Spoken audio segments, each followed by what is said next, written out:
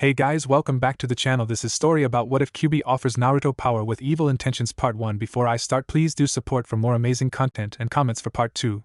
Do consider to subscribe my channel and share my video to your friends and check out the description as well. Let's start the video.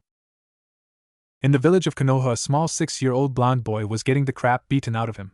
This was not the first time this had happened, and the boy knew it wouldn't be the last. But unlike most, he didn't look for a reason why, he just accepted it. However, this time it was getting really bad. There were more people than usual, and they were using more than just their fists. The pain was unbearable, so he did the only thing he could do. He began to pass out. His vision slowly came back to him, and all he saw was a dark hallway. Water was up to his ankle and a sick smell filled the air. He stared down the dank hallway before finally deciding to make his way down it. He might have been imagining it, but he thought he could hear a sinister laughter from down the hall. The boy stopped in his tracks as he stared up at a large cage in front of him. A large set of glowing red eyes stared down at him. What are you?" he asked. The creature that was a giant red fox began to shrink down. The fox morphed into a small girl about his age. She had short fire-like hair, fox ears, and blood-red eyes. "Hello, Naruto," said the girl. "I am the Kyuubi." "Why are you here?" he asked quizzically. "I'm here because I was sealed here by your fourth Hokage. I brought you here because I have a deal to make you," she said. Naruto looked up at her curiously, thinking about something. "You're the reason I'm beat up, right?" he said in an even voice. "Those people are fools, Naruto. They all deserve to be killed, every last one of them," said the Kyuubi. "If you are in me, what does that make me?" asked Naruto. "Am I human?" "No," said the Kyuubi instantly. "Naruto, you are a human sacrifice. They gave away your humanity the second I was sealed in you. For such a crime they all deserve to die." "Die?" asked Naruto. "Yes, I can help you get your revenge," said the small girl. "All you have to do is use my power. I can make you great, Naruto. You can make them all suffer and pay for selling your soul. Do you accept?" Naruto looked down, and his hair shadowed over his eyes. A smile came onto his face. The Kyuubi stared at the boy's smile, and an evil smirk appeared on her own face. "Looks like I win. You were a fool to seal me and your son Erasure. I will make him destroy everything you considered precious. All he has to do is say ye." "No," said the blonde, interrupting the fox's thoughts. Naruto stared into the fox's eyes with a childish smile on. What, why?" asked the small red-headed girl in shock. "Because I don't trust your eyes," said Naruto in an innocent voice. The Kyuubi slammed against the cage, changing back into the giant fox form. "Insolent brat, I will tear you once again." The Kyuubi was cut off as a giant wall of light appeared in front of her when she slammed into the cage. She cringed back in shock. She looked at the boy, who was now glowing with a light blue aura. His innocent smile was still plastered on his face, and his eyes were glowing a crystal blue. He gave a presence of pure radiance, which shocked the Kyuubi even more. "A mental defense, how?" "I finally understand now," said Naruto in his childish voice. However, it held a tone of maturity. "If I was meant to be your jailer, then that is what I will be. Even if I am no longer considered human, I will still protect them." Because the Kyuubi stared at him, listening intently. "That is what I have been trusted to do." Naruto then turned around and began to walk out of the dark room. Kyuubi was screaming at the top of her lungs from behind the barrier while trying to break through the wall of light. "You'll regret this, brat, you'll regret this," shouted the Kyuubi, not that it could be heard through the barrier. Naruto slowly came to consciousness in the alley. Everyone was still surrounding him, screaming out unmentionable things. He slowly began to stand up. The entire mob fell silent in shock that he was moving, considering all the blood he had just lost. His bones were broken, flesh torn, and body was bruised, but even so he stood. He looked at all those gathered with glowing blue eyes, and first time he saw it, all the pain they had been hiding through their anger. "I must have been a constant reminder of what they lost," thought Naruto. The crowd took a few steps back in fear as Naruto stumbled forward. He grabbed onto the sleeve of a villager, who instantly stiffened up. Naruto looked up at him, and there was a small gasp from the man he had grabbed. Naruto's eyes shone with utter sadness, but not self-pity. It was directed towards the village. "I'm sorry for what she's done," said Naruto as he let go of the villager. He made his way through the crowd. They parted for him, not wanting to go near him. However, a few noticed that unlike the previous times, the boy's wounds were not healing up. Sarutobi looked into the crystal ball with a neutral expression on his face. He knew where the boy would go next. Naruto would come here demanding answers and most likely blame him for what he had done. The old man gave the order to let the boy in. The Hokage watched Naruto stumble into the room on a leg that appeared to be broken, Sarutobi wondered why the Kyuubi hadn't healed him yet. Sarutobi slightly cringed at the boy's state but waited for the boy to speak his words of hate. However, the old man was surprised beyond belief as he saw the boy look up. There was no hate or anger held in the boy's eyes, all the Hokage could see was determination and understanding. Naruto got down on one knee and bowed down. "Hokage-sama, please help me become a strong ninja," said Naruto. "And now Naruto," he was cut off as Naruto spoke again. "I want to go to the academy, but I know no one will help me there," said Naruto. "I want to be stronger to protect this land like the fourth did." Sarutobi stared at the boy silently as a visible tear came down his face, and soon it was accompanied by a few more. "I'm not asking you to train me personally, that would be selfish when you have a whole village to protect. I just want your guidance from you, a personal tutor, even a scroll would do. Just please give me a chance to protect this village," said Naruto with tear-filled eyes. "Please." The Hokage looked into those eyes and noticed they were glowing. His own eyes went wide at this, and then he smiled. He turned his chair around so that he was now looking out the window over the village. "Naruto, if you look to your right you will see 3 sets of scrolls," said Sarutobi. "In those are the basics, from hand seals to chakra. Take them, study them, and grow strong. I expect you to study those all night and be here by morning to show me any progress you might have made. I will then explain what you need to work on as well as give you a training schedule."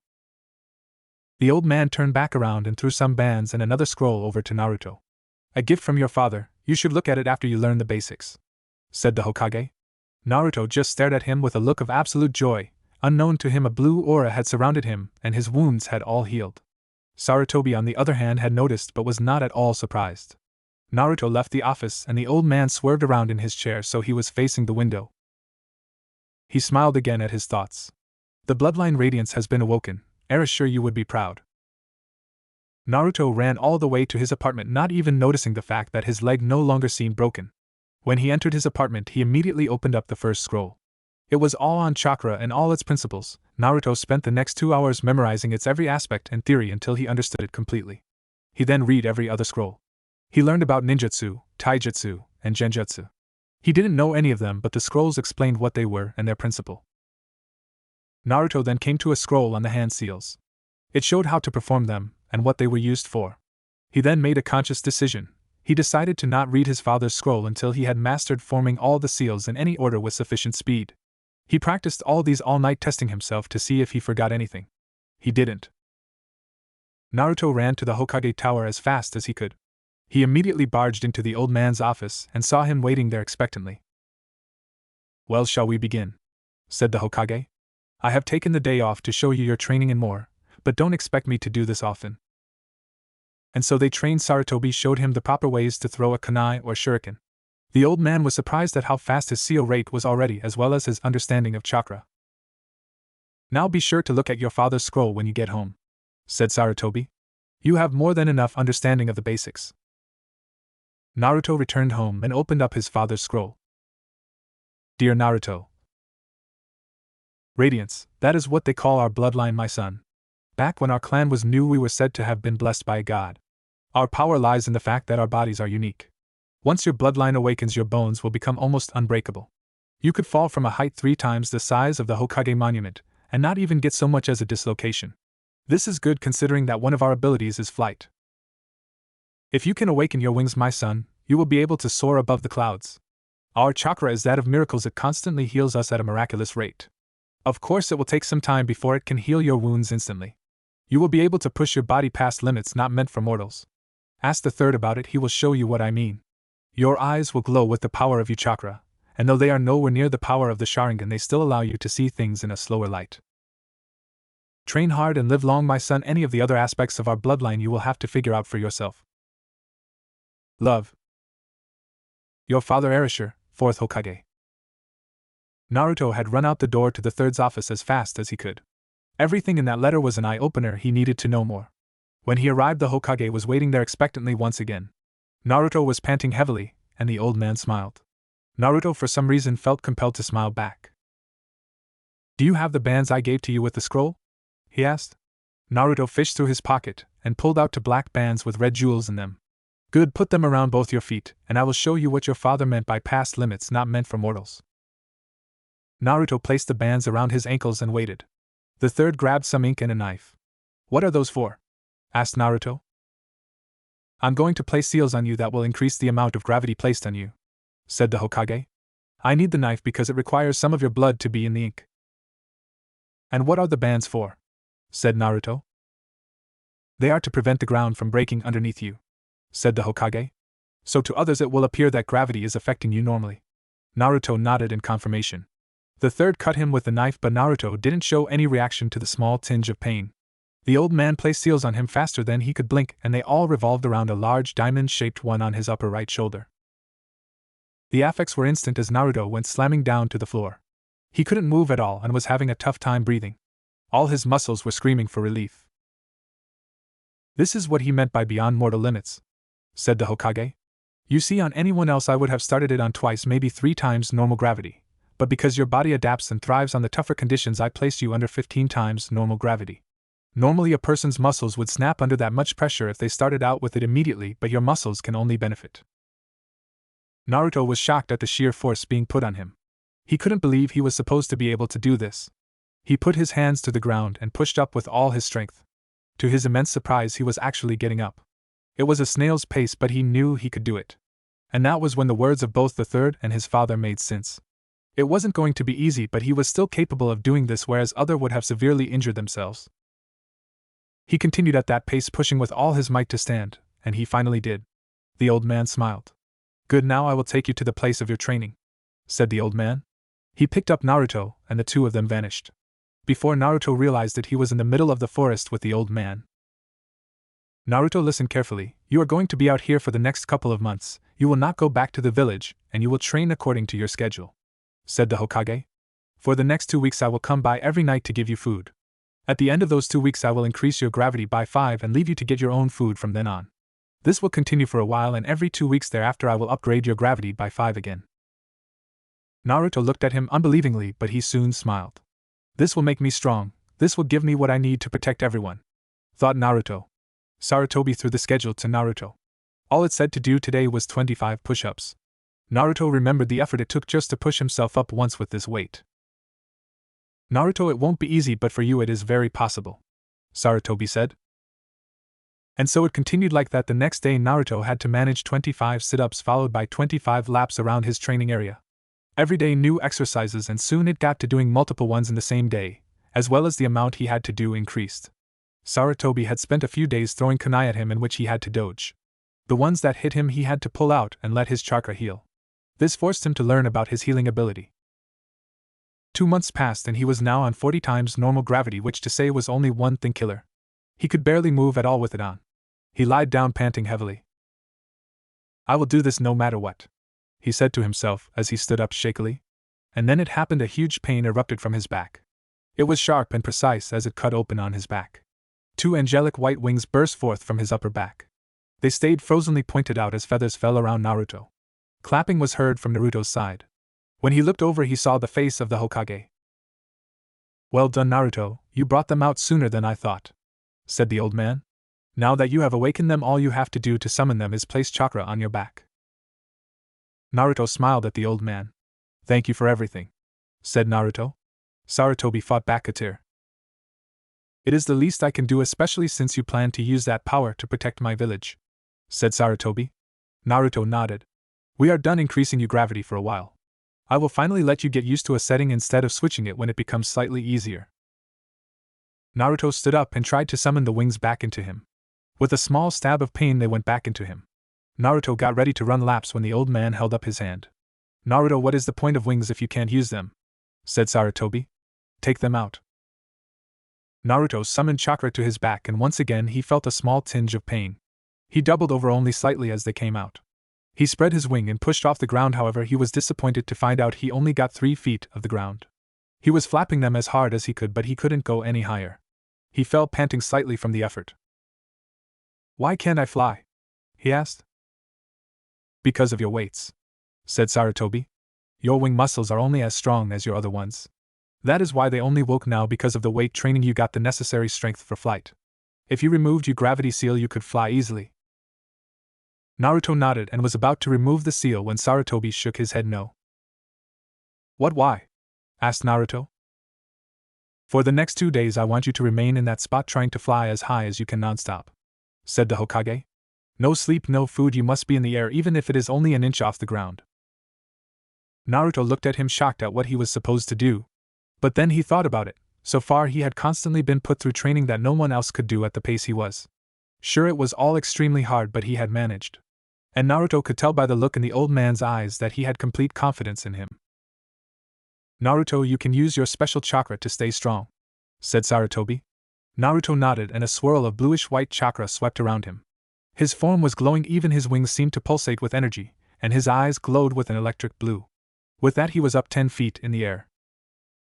Sarutobi smiled. Radiance, when used to its real potential, it increases the body's attributes above the user's already limitless body, thus creating almost a superpower itself. Truly it is the strongest bloodline in Fire Country, if not every country, thought Sarutobi as he vanished. In the dark sewer that was Naruto's mind, a young girl paced back and forth in her cage. I'm so bored, she said. Kyuubi then looked out her cell past the barrier. She could see Naruto training as if he were on television. Why does he do that? No one will accept him, he is a fool. And when the time comes that he is shown the error of his ways, I will be there to rub it in his face, said the Kyuubi with an evil smirk. He'll regret not using my power and putting up this barrier to prevent me from giving it, not that I would want to give it to him at this point. Kyuubi continued making plans with herself and imagining what she should do. Naruto had been flying over the same spot for almost a day.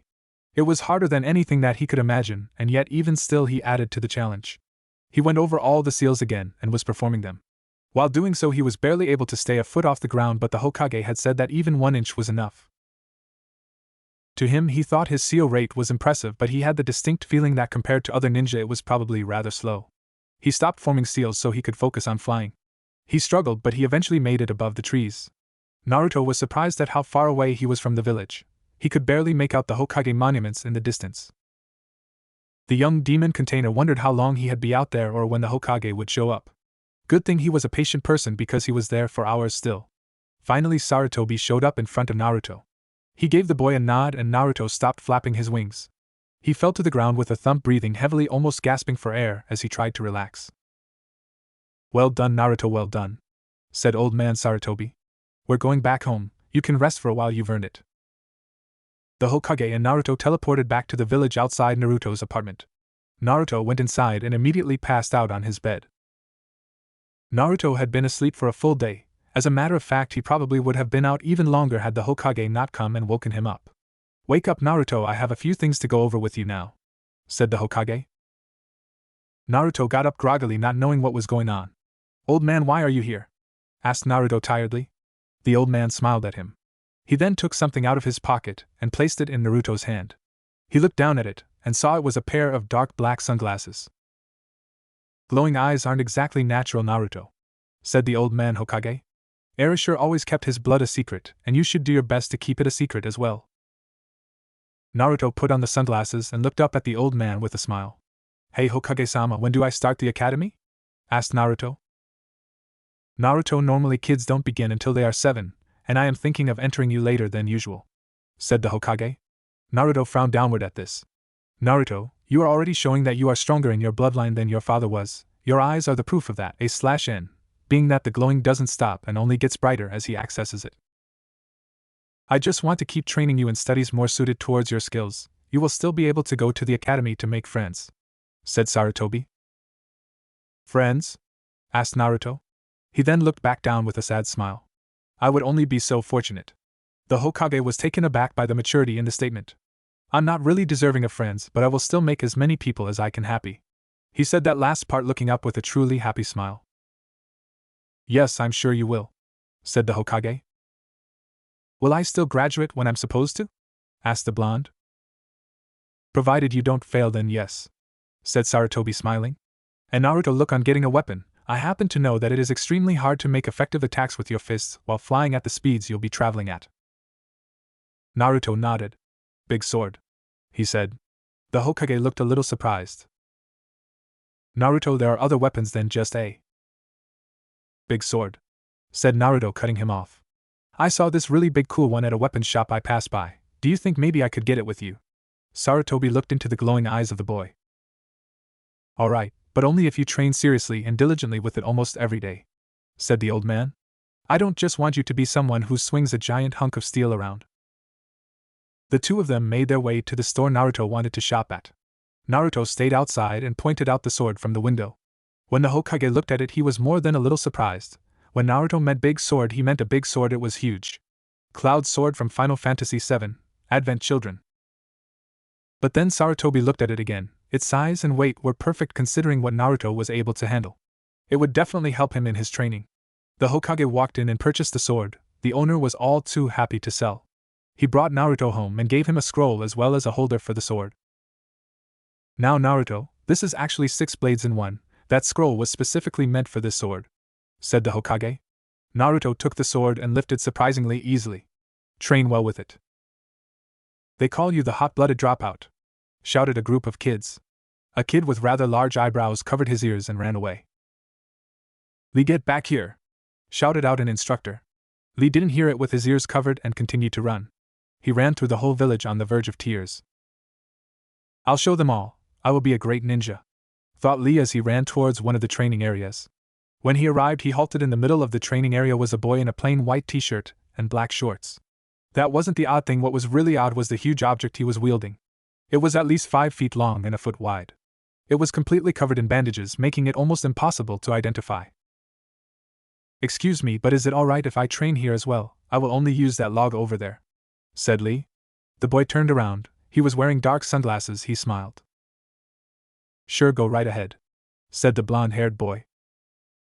Thank you, I'm Rock Lee by the way, said Lee. It's nice to meet you, Lee. I'm Uzumaki Naruto, said Naruto. Lee walked over to the log while Naruto kept swinging the bandage-covered object. So Lee, what you doing here? I'm here to get stronger, said Lee, punching away at a log.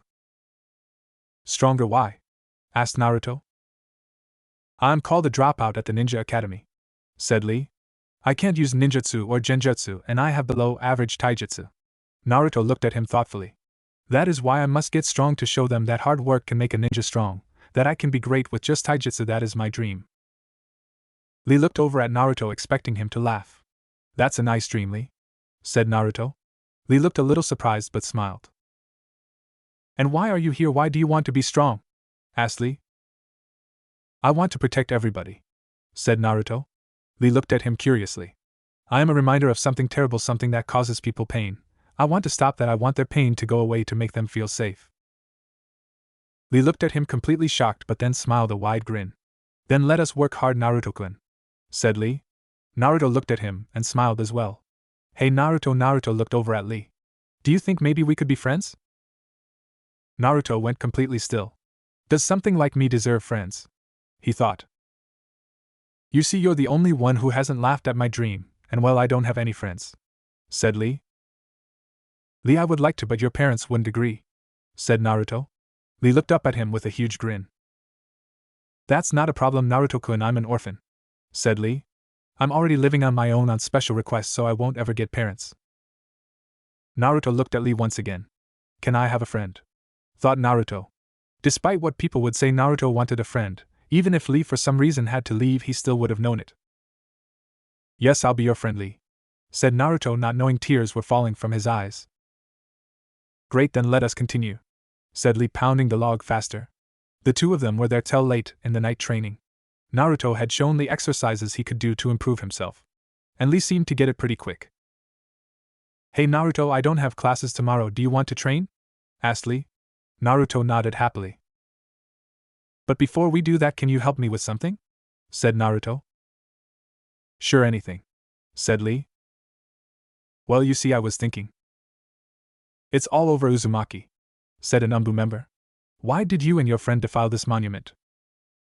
The Hokage monument was completely changed. A naked girl with smoke covering her private areas was painted just below the faces. And the faces had been painted to have different reactions.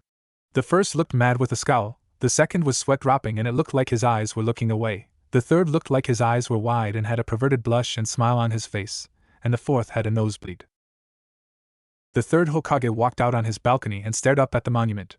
A small smile came onto his face. And then that smile turned to a laugh.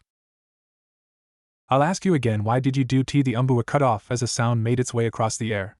They all listened carefully and soon it was recognized as laughter. First it started out small but then it grew, as multiple people seemed to join.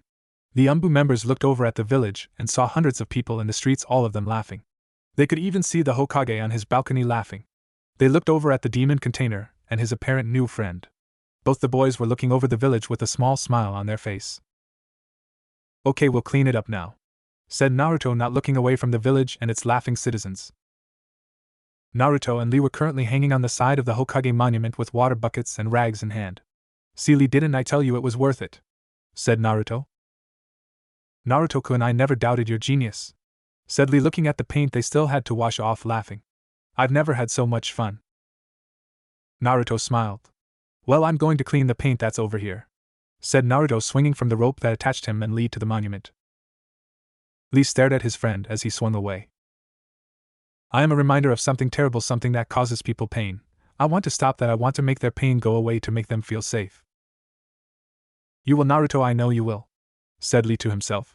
He then put on a goofy grin and ran across the wall, scrubbing even faster. The two made their way through the streets of Konoha, smiling brightly. Naruto was walking at a tremendous slow pace and looked exhausted. Lee had already learned from Naruto that he had advanced weights on. Naruto had his dark sunglasses on, completely covering his eyes, and had his hands behind his head, walking. "Let's get something to eat," said Naruto as he and Lee made their way into the ramen bar. "Hey, old man, give me 10 bowls of miso ramen and The same!" shouted out Lee enthusiastically. Naruto looked at him a little surprised but smiled. The old man had tears of joy running down his face that he now had 2 bottomless pit customers. As the old chef was fixing the ramen, he couldn't help but smile slightly at the boys behind him. The little boy Naruto had always come there depressed and was only cheered up by the ramen, but now he had a friend that was making him just as happy. The two ate as fast as they could, almost racing each other. When they finished, they received a pleasant surprise when the old man told them that today it was on the house. They ran out, or in Naruto's case dragged himself with all his strength to move 2 feet of the stand full speed towards the training ground. Both Lee and Naruto were practicing with one another now. Naruto didn't know any taijutsu. The old man had only shown him seals and how to get his body stronger, but he had never used taijutsu before. Lee knew some taijutsu, but he was far away from being a genius in it, so they were basically at the same point in their training. "Hey Lee, I think we should stop and run laps around Konoha," said Naruto. "What, why? Are you even sure you can do that?" said Lee skeptically. "Not that I have a problem with it, just that I think I'm finally getting better," said Lee with a smile. "Well, I can ask the Hokage if he can show us some taijutsu tomorrow," said Naruto. "Because right now it's not improving." "Very well, Naruto-kun, then we shall race," said Lee, taking the starting position. Naruto just chuckled as he got in a similar position. "Ready, set, go." And they took off. Lee shot ahead of Naruto. The small blonde was doing all he could with his weights. Lee slowed it down to a slow jog to stay with Naruto, but still kept himself far ahead. Naruto paused for a while and looked to his side. Lee noticed this and stopped too. "Naruto-kun, what are you looking at?" asked Lee. Naruto pointed in front of him. "Geez, Chuji, why do you always make us lose?" shouted out a random kid to a slightly chunky one. "Yeah, every teen Euron ends up losing," said another. The boy known as Chuji turned around and ran off upset. Chuji sat on a stone stool sobbing. "Why does everyone have to be so mean?" said Chuji to himself. He continued to cry silently when a sound caught his attention. When he looked over, he saw a kid wearing sunglasses with his hands in his pocket sitting next to him. He looked to his other side and saw someone else with the strangest eyebrows he'd ever seen. "Hey, are you here to make fun of me too?" asked Chuji. Naruto laughed. "Really, do you think someone who looks like me has any right to make fun of you?" said Lee, pointing at his eyebrows. Chuji laughed at this. "Don't listen to what those kids say, they don't know what they're talking about," said Naruto. Chuji looked up at him curiously. "But they're right, I'm the reason they keep losing, it's because I'm so big," said Chuji. "Chuji, the way I see it, being big is a good thing," said Naruto. "For me it would mean I would be able to eat even more ramen." You could see a twinkle behind his sunglasses as he said that. Chuji laughed at this. "Listen, soon you won't have to worry about people making fun of you." Chuji looked at him curiously. "What do you mean?" asked Chuji. As that was said, a lazy-looking kid with a pineapple-shaped haircut walked up to them. Naruto turned and left before anyone could say anything, and Lee followed. "Hey, you're a Kimichi Chuji, right?" said the boy. "Yes, and who are you?" asked Chuji. "I'm Nara Shikimaru, our dads used to be teammates," he said. Chuji looked at him, then smiled. Do mind if I sit up here with you and watch the clouds? Naruto-kun, that was super cool of you, the way you were all like, soon you won't have to worry about people making fun of you and stuff, said Lee, trying to imitate Naruto. Naruto laughed so loudly at this that he fell over. He tried to get up but couldn't and sighed. Damn, these things are so heavy I can't get up, said Naruto. Are you sure about that? I mean, when I help you up it's not hard at all, said Lee. That's because of these babies, said Naruto, pointing to the black jewel-crusted bands. To everyone else it's like I'm being affected normally.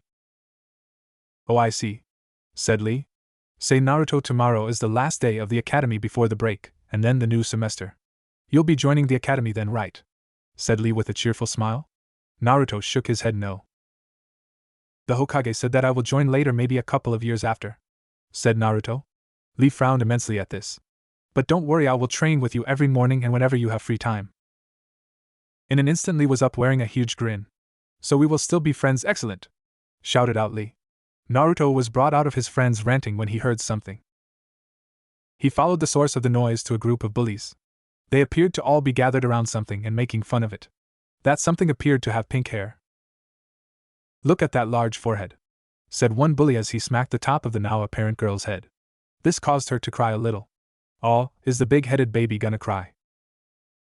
That caused even more tears to escape from the girl's closed eyes. Naruto looked down at the scene and noticed the girl with blonde hair looking confused at it from the swings. The girl looked torn between what to do. Naruto decided he wasn't going to wait as he walked over.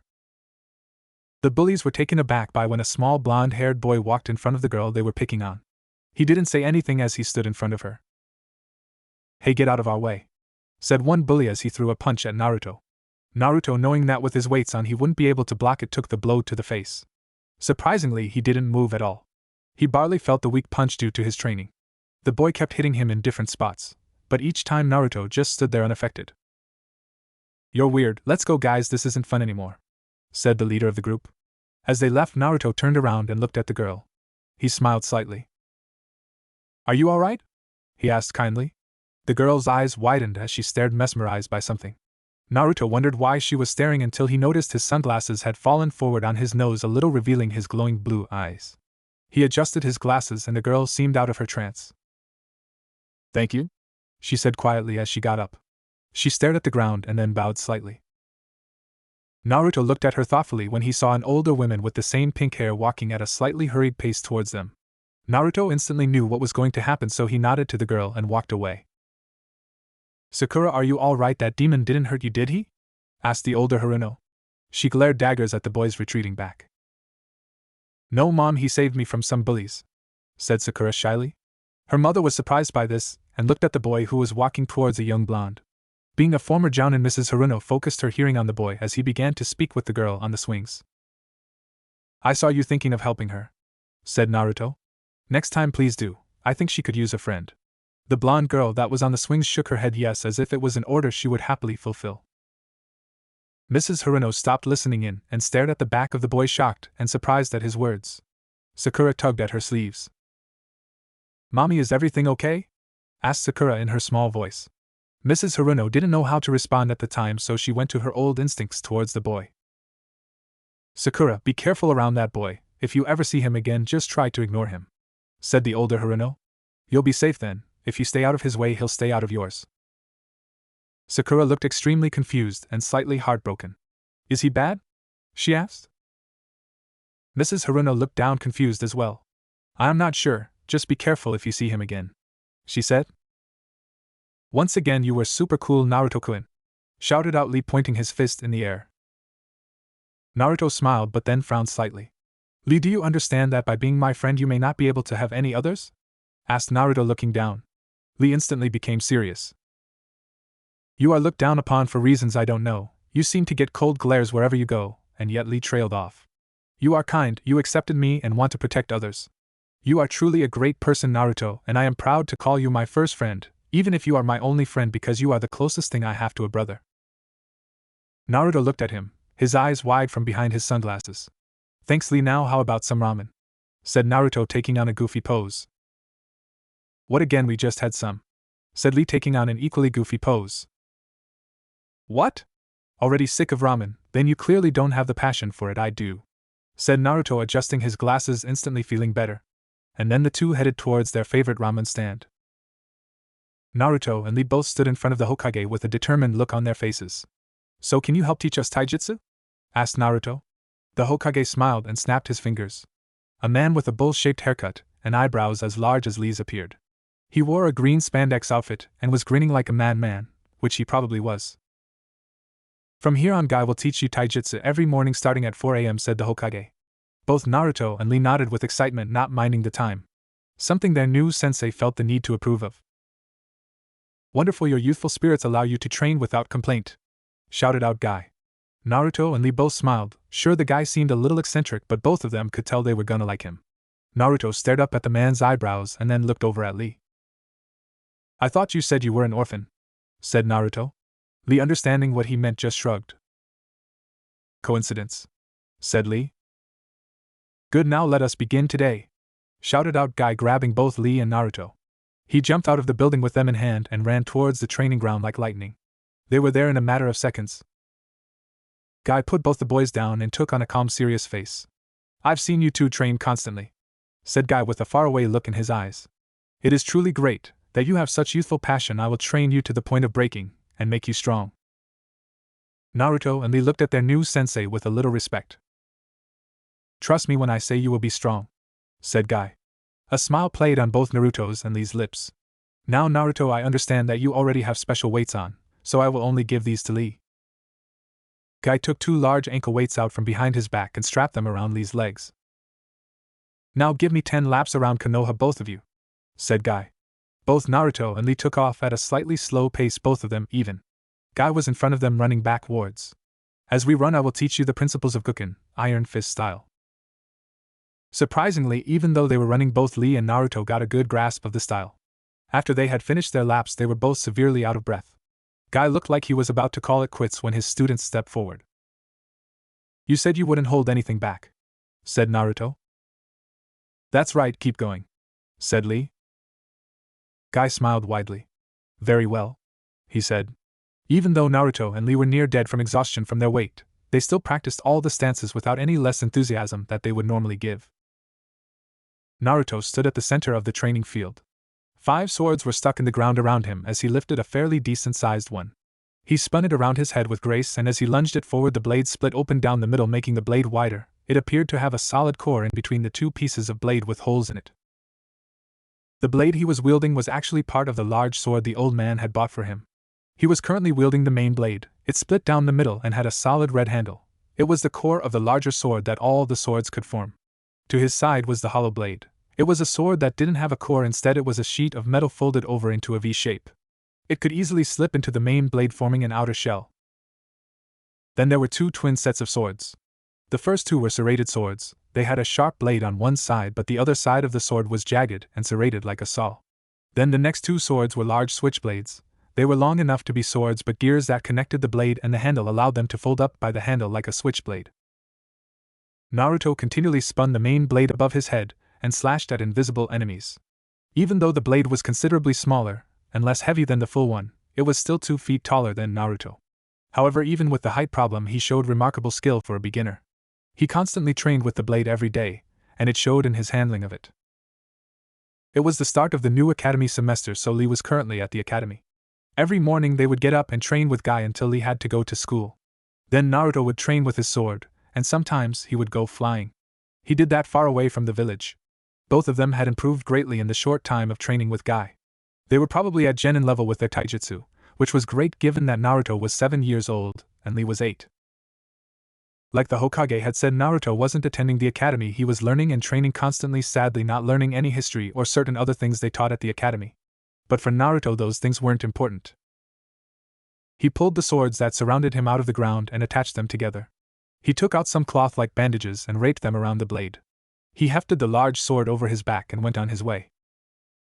Naruto was making his way out of the training ground when he stopped. He looked over by a tree where a small girl with bluish-black hair sat. She had her arms over her eyes and appeared to be sobbing. Naruto seemed to have a lot of luck when it came to finding upset people. He silently walked over to her. "Hey, are you all right?" asked Naruto. The girl looked up, and on the side of her face it looked like she had been hit. She had pale pupil-less eyes. Who are you? She managed to stutter out. She was still crying badly, and he needed to calm her down. He smiled at the girl and removed his glasses. He had discovered some time ago that their appearance could be soothing, but if he got angry they could be intimidating. She looked into his eyes and seemed to be calmed down slightly. I'm Uzumaki Naruto, what's your name? He asked kindly. The girl smiled slightly. I am Hyuga Hinata, she said. Naruto nodded and sat beside her. Well, tell me, Hinata, why are you here crying? You look old enough to be at the academy, shouldn't you be there right now? Said Naruto. Normally I would be at the AAC Academy today, but my father kept me home to train. She managed. Hinata then looked down at the ground and some tears managed to fall out. I didn't do SOSOG good, and well, he hit me and then called me weak. Naruto looked at her as if deciding something. Hinata, will you come have some ramen with me? I want to hear more, said Naruto. Hinata looked surprised but nodded. The two of them made their way to Naruto's favorite place in the world, Ichirika Ramen, SP? Even with her stuttering, Naruto managed to learn a great deal about all the things that had happened in Hinata's life. About how she was kidnapped at 4 but rescued, and about her mother dying giving birth to her sister who was now 2 years old.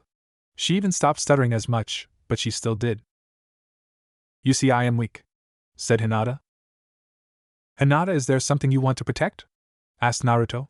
Hinata looked at him unsure of what he meant. Is there something important to you that you want to stop anything bad from happening to them? Hinata didn't take long to think about it before she responded. My sister, she said. I think about what my dad will put her through since I am not strong enough. She's only 2 right now. That usually gives me strength, but my father gives me such a cold gaze that I lose that strength. Naruto seemed to consider her words for a bit. Hinata, does your father scare you? Asked Naruto. Hinata nodded. Does he look scary? Asked Naruto. Once again Hinata nodded. Do you have a picture of him? Questioned the blonde. Hinata dug through a pocket before pulling out a small wallet-sized frame with a picture in it. In the picture Naruto saw 3 people. The first one was Hinata looking much smaller, the second was a tall woman who resembled her greatly, and the third one was her father. He had what Naruto could only assume was a smile on his face. Naruto removed a piece of paper from his pocket and took out a crayon that the ramen stand had on the counter for little kids to draw with while they wait. He then started drawing something. Hinata, whenever your father starts to scare you, picture him looking like this, said Naruto, holding up the picture. Hinata instantly giggled and it started to escalate into a laughter. Naruto could tell that it had the effect he wanted, as she looked happy. The picture resembled Hinata's father, but his head was bigger, and his lower jaw was twice as big as it should be.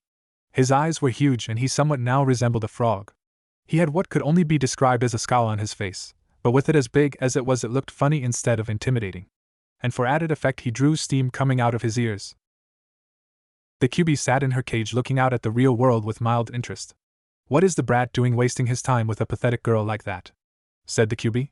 However, when she saw the picture she quickly had to cover her mouth to stop the giggle and looked away. Pointless.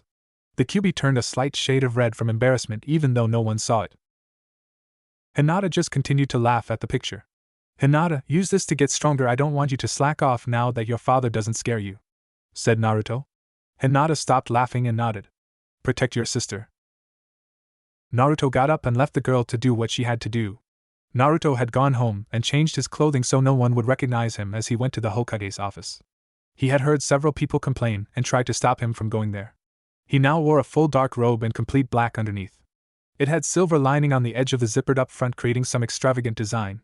He pulled the hood over his face, completely concealing him. A/N, for a real visual, it's the cloak of Organization 13 from Kingdom Hearts 2. He then strapped his large blade to his back and removed his sunglasses. He found that it gave him an eerie look with glowing eyes, but you couldn't see the face.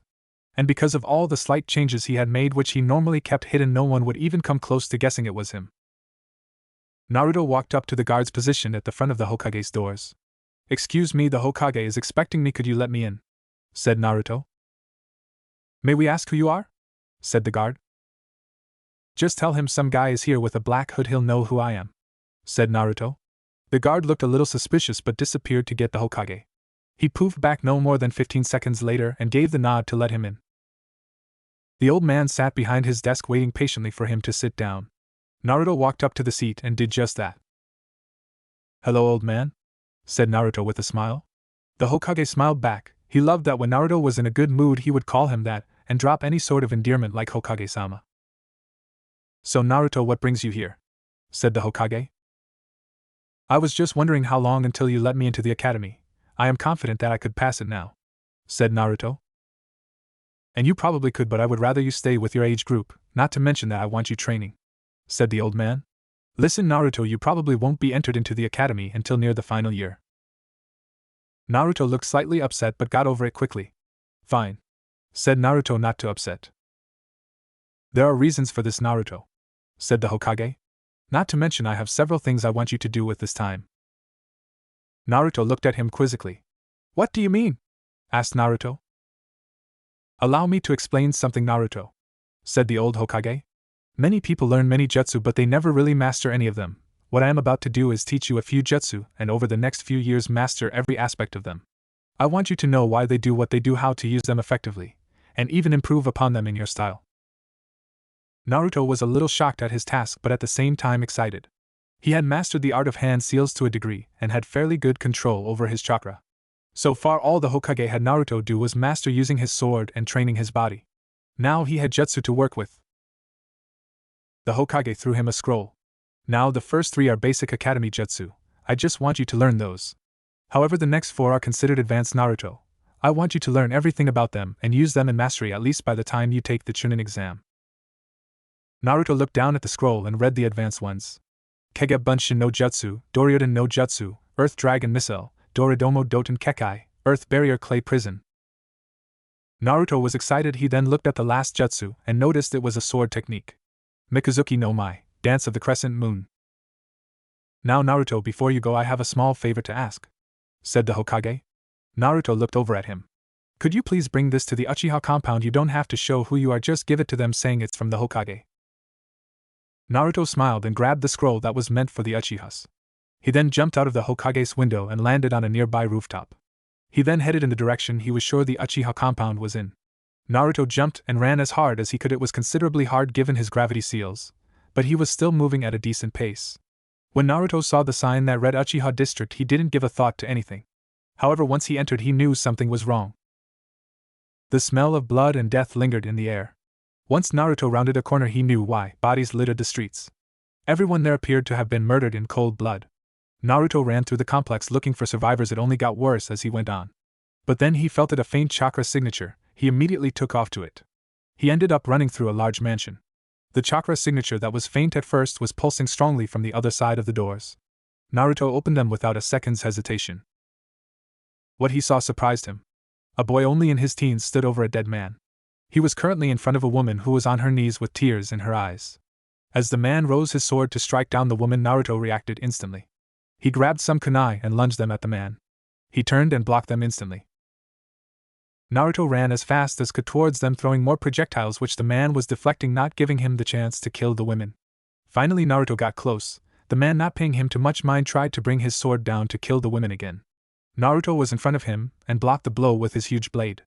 Even though he blocked it, it created a small wind blade and cut open Naruto's shoulder. Naruto didn't even flinch, as he was no stranger to pain. He used all the strength he possessed to throw the man back. "Itachi! What's going on?" shouted out a boy with raven black hair from the door of the room. "Sasuke, run! Itachi killed the whole clan!" shouted the women from behind Naruto. "Mom," said Sasuke in shock at her bloodied state. "It's true, Sasuke," said the man known as Itachi. "I killed them all." "Why?" said Sasuke in an unbelieving tone. "To test myself, to see what I was capable of," said Itachi in a cold tone. "And you?" He looked over at the shrouded form of Naruto. All he could see was his glowing blue eyes. "I don't know who you are, but you are in my way, Tsukiyomi." Naruto felt a slight tingle, but then his glowing white-blue chakra swept around him, and his eyes glowed with even more intensity. Itachi took a step back. "I'm impossible, there is no way to escape the world of Tsukiyomi," said Itachi, shocked. He then smirked. "Fine, it looks like you all get to live today, as I must go." The man who would be known as the traitor of the Uchiha clan left. Naruto felt completely drained and he didn't want to be there. He decided to leave to get the Hokage. "Mom!" shouted out Sasuke as he ran towards her and hugged her on the verge of tears. Naruto was so tired that he dragged his sword on the ground as he left. Wait! Shouted out Sasuke's mother. Naruto turned around and both of them were taken aback by his eyes. The female Uchiha's eyes wandered to Naruto's wounded shoulder. She didn't know that it had healed up after the chakra swept around him, but the bloody portion of his clothing still made one worry. Thank you? She said, bowing on the ground. Naruto nodded and ran out of there as fast as he could. The next day the word was out, almost the entire Uchiha clan was dead. Word had spread how a mysterious stranger had saved little Sasuke and his mother. Are you sure you don't want anyone to know it was you? Said Sarutobi beside Naruto. Naruto nodded. Look at them, said Naruto at villagers as they referred to the stranger as a hero. They lost an important clan, some even lost friends. The only thing they have to be happy about is that a hero saved some. But if they learn that hero was me, they might take it wrong, and any happiness they might have will be gone. Sarutobi stared at Naruto. A silent tear fell down the old man's cheek. You may become the greatest hero this town will never know. Two best friends lied on the grass under the starry night sky. The summer night air was warm but not hot, and the scene was tranquil. So Naruto, this is finally the year you joined the Leaf Academy, said a 12-year-old Lee. Naruto nodded beside him. Well, with the way the final test works, the class you'll be in should be taking the final exam in 6 months. Mine will be taking it a few days after the start of the semester, and then I'll be a genin. My confident aren't we? Said Naruto with a sheepish grin. Lee snorted. My gen and ninjutsu suck, but my taijutsu is only rivaled by yours, said Lee. And once I am a genin I will only get stronger. Naruto nodded as he looked into the night sky. Despite the fact it was dark out and no one could see him, he still wore his shades out of habit. I know you'll get stronger, Lee, said Naruto. And once you're a genin, you and me will be the ultimate duo, said Lee, pointing his fists in the air. Lee will be on different teams, said Naruto with a sweat drop.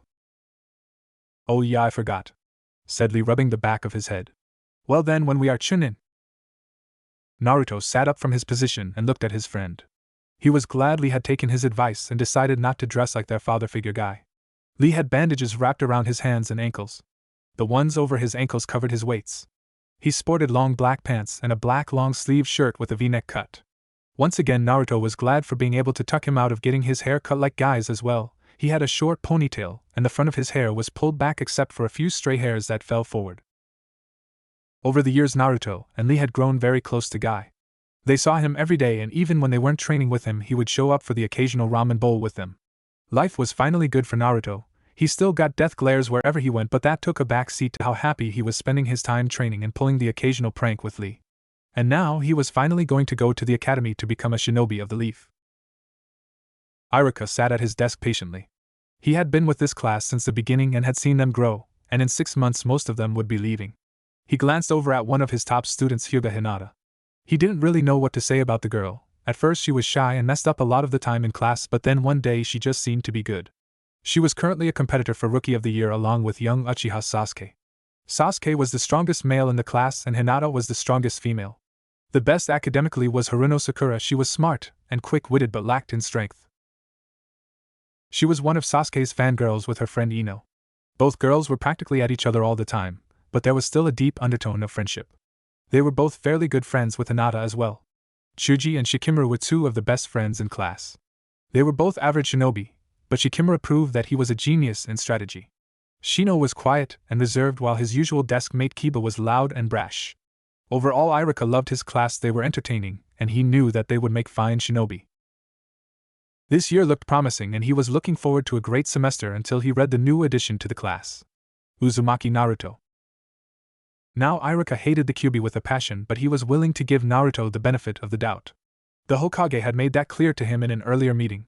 The boy had not done anything to earn his scorn as of yet, but many teachers still regarded the boy with hate. He was not looking forward to the negative attention his class would be getting. No, today I'll sit next to him forehead, said Ino. Dream on, Inoppig, I will, said Sakura. Both of them were making their way to the desk when they noticed one thing. Random fangirls next to Sasuke already filled up the seats. Both girls looked at each other, then they looked down. They walked silently over to their friend Hinata. You couldn't get next to Sasuke? Asked Hinata with a smile. Both the girls nodded. Sorry for you guys then. I don't get you, Hinata. You're probably the second best student in class, and more or less have a chance of Sasuke-kun. Why don't you go after him? Asked Ino. Hinata put her finger to her chin. Well, then I wouldn't be able to be friends with you guys, said Hinata. That's a stupid reason, said Sakura, taking a seat next to Hinata. Not really, I just don't have any interest in him, said Hinata. Both of the girls' jaws dropped to the floor. You're weird, Hinata, said Ino and Sakura in unison. Hey, could you to keep it down, I'm trying to sleep, said a lazy genius. Ino and Sakura sent him death glares. Troublesome. Chuji, who was eating beside his friend, patted him on the back. Yeah, you're right, buddy, said Kiba to his faithful pet, who gave a bark back in amusement. Okay, class, let's settle down, said Irika. We have all been together for a long time now, and today we will receive a new student. You can come in now. As Irika said that, the door opened. A boy with sun-blonde hair and black sunglasses walked in. His hair was the same mess that their fourth Hokage was famous for. He wore a short-sleeved white shirt which showed surprisingly well-toned body for someone his age, and black cargo pants.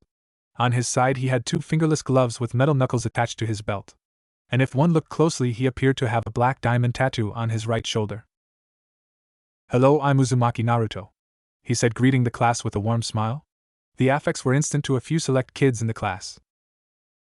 Shikamaru, that's him, the one I've told you about, said Chuji, a little excited.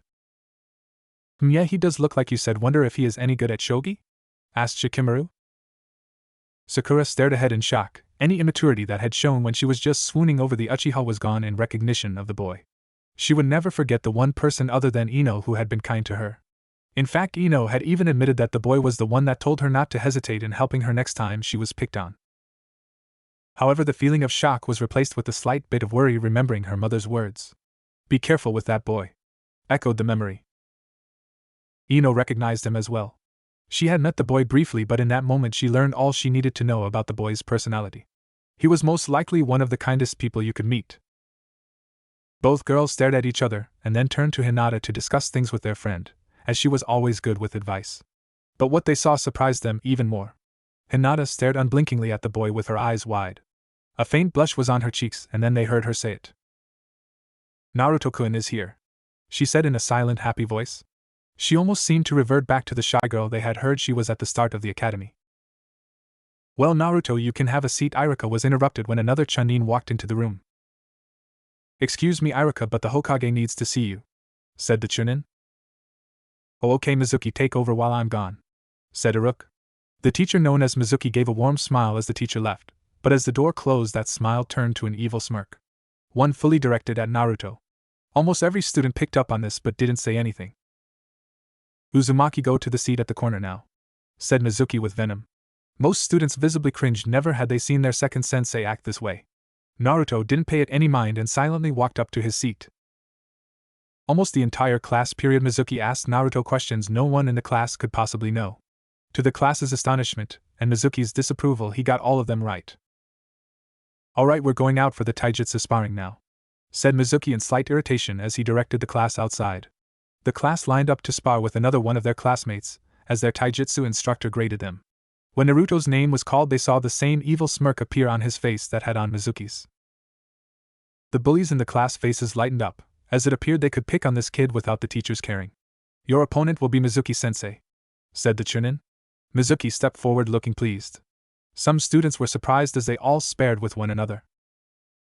Mizuki took his stance. Hope you're ready, demon brat, he said. As the instructor gave the signal to start the match, Mizuki charged forward. He threw a punch, but what happened next surprised everybody. Quick as lightning, Naruto tied wire around the hand that was thrust out. He immediately moved to Mizuki's side and looped another part of the wire around his other hand. He rolled under Mizuki and wrapped it around one foot, and then he jumped onto his back and tied it to his neck. It had all happened so fast no one knew what was going on.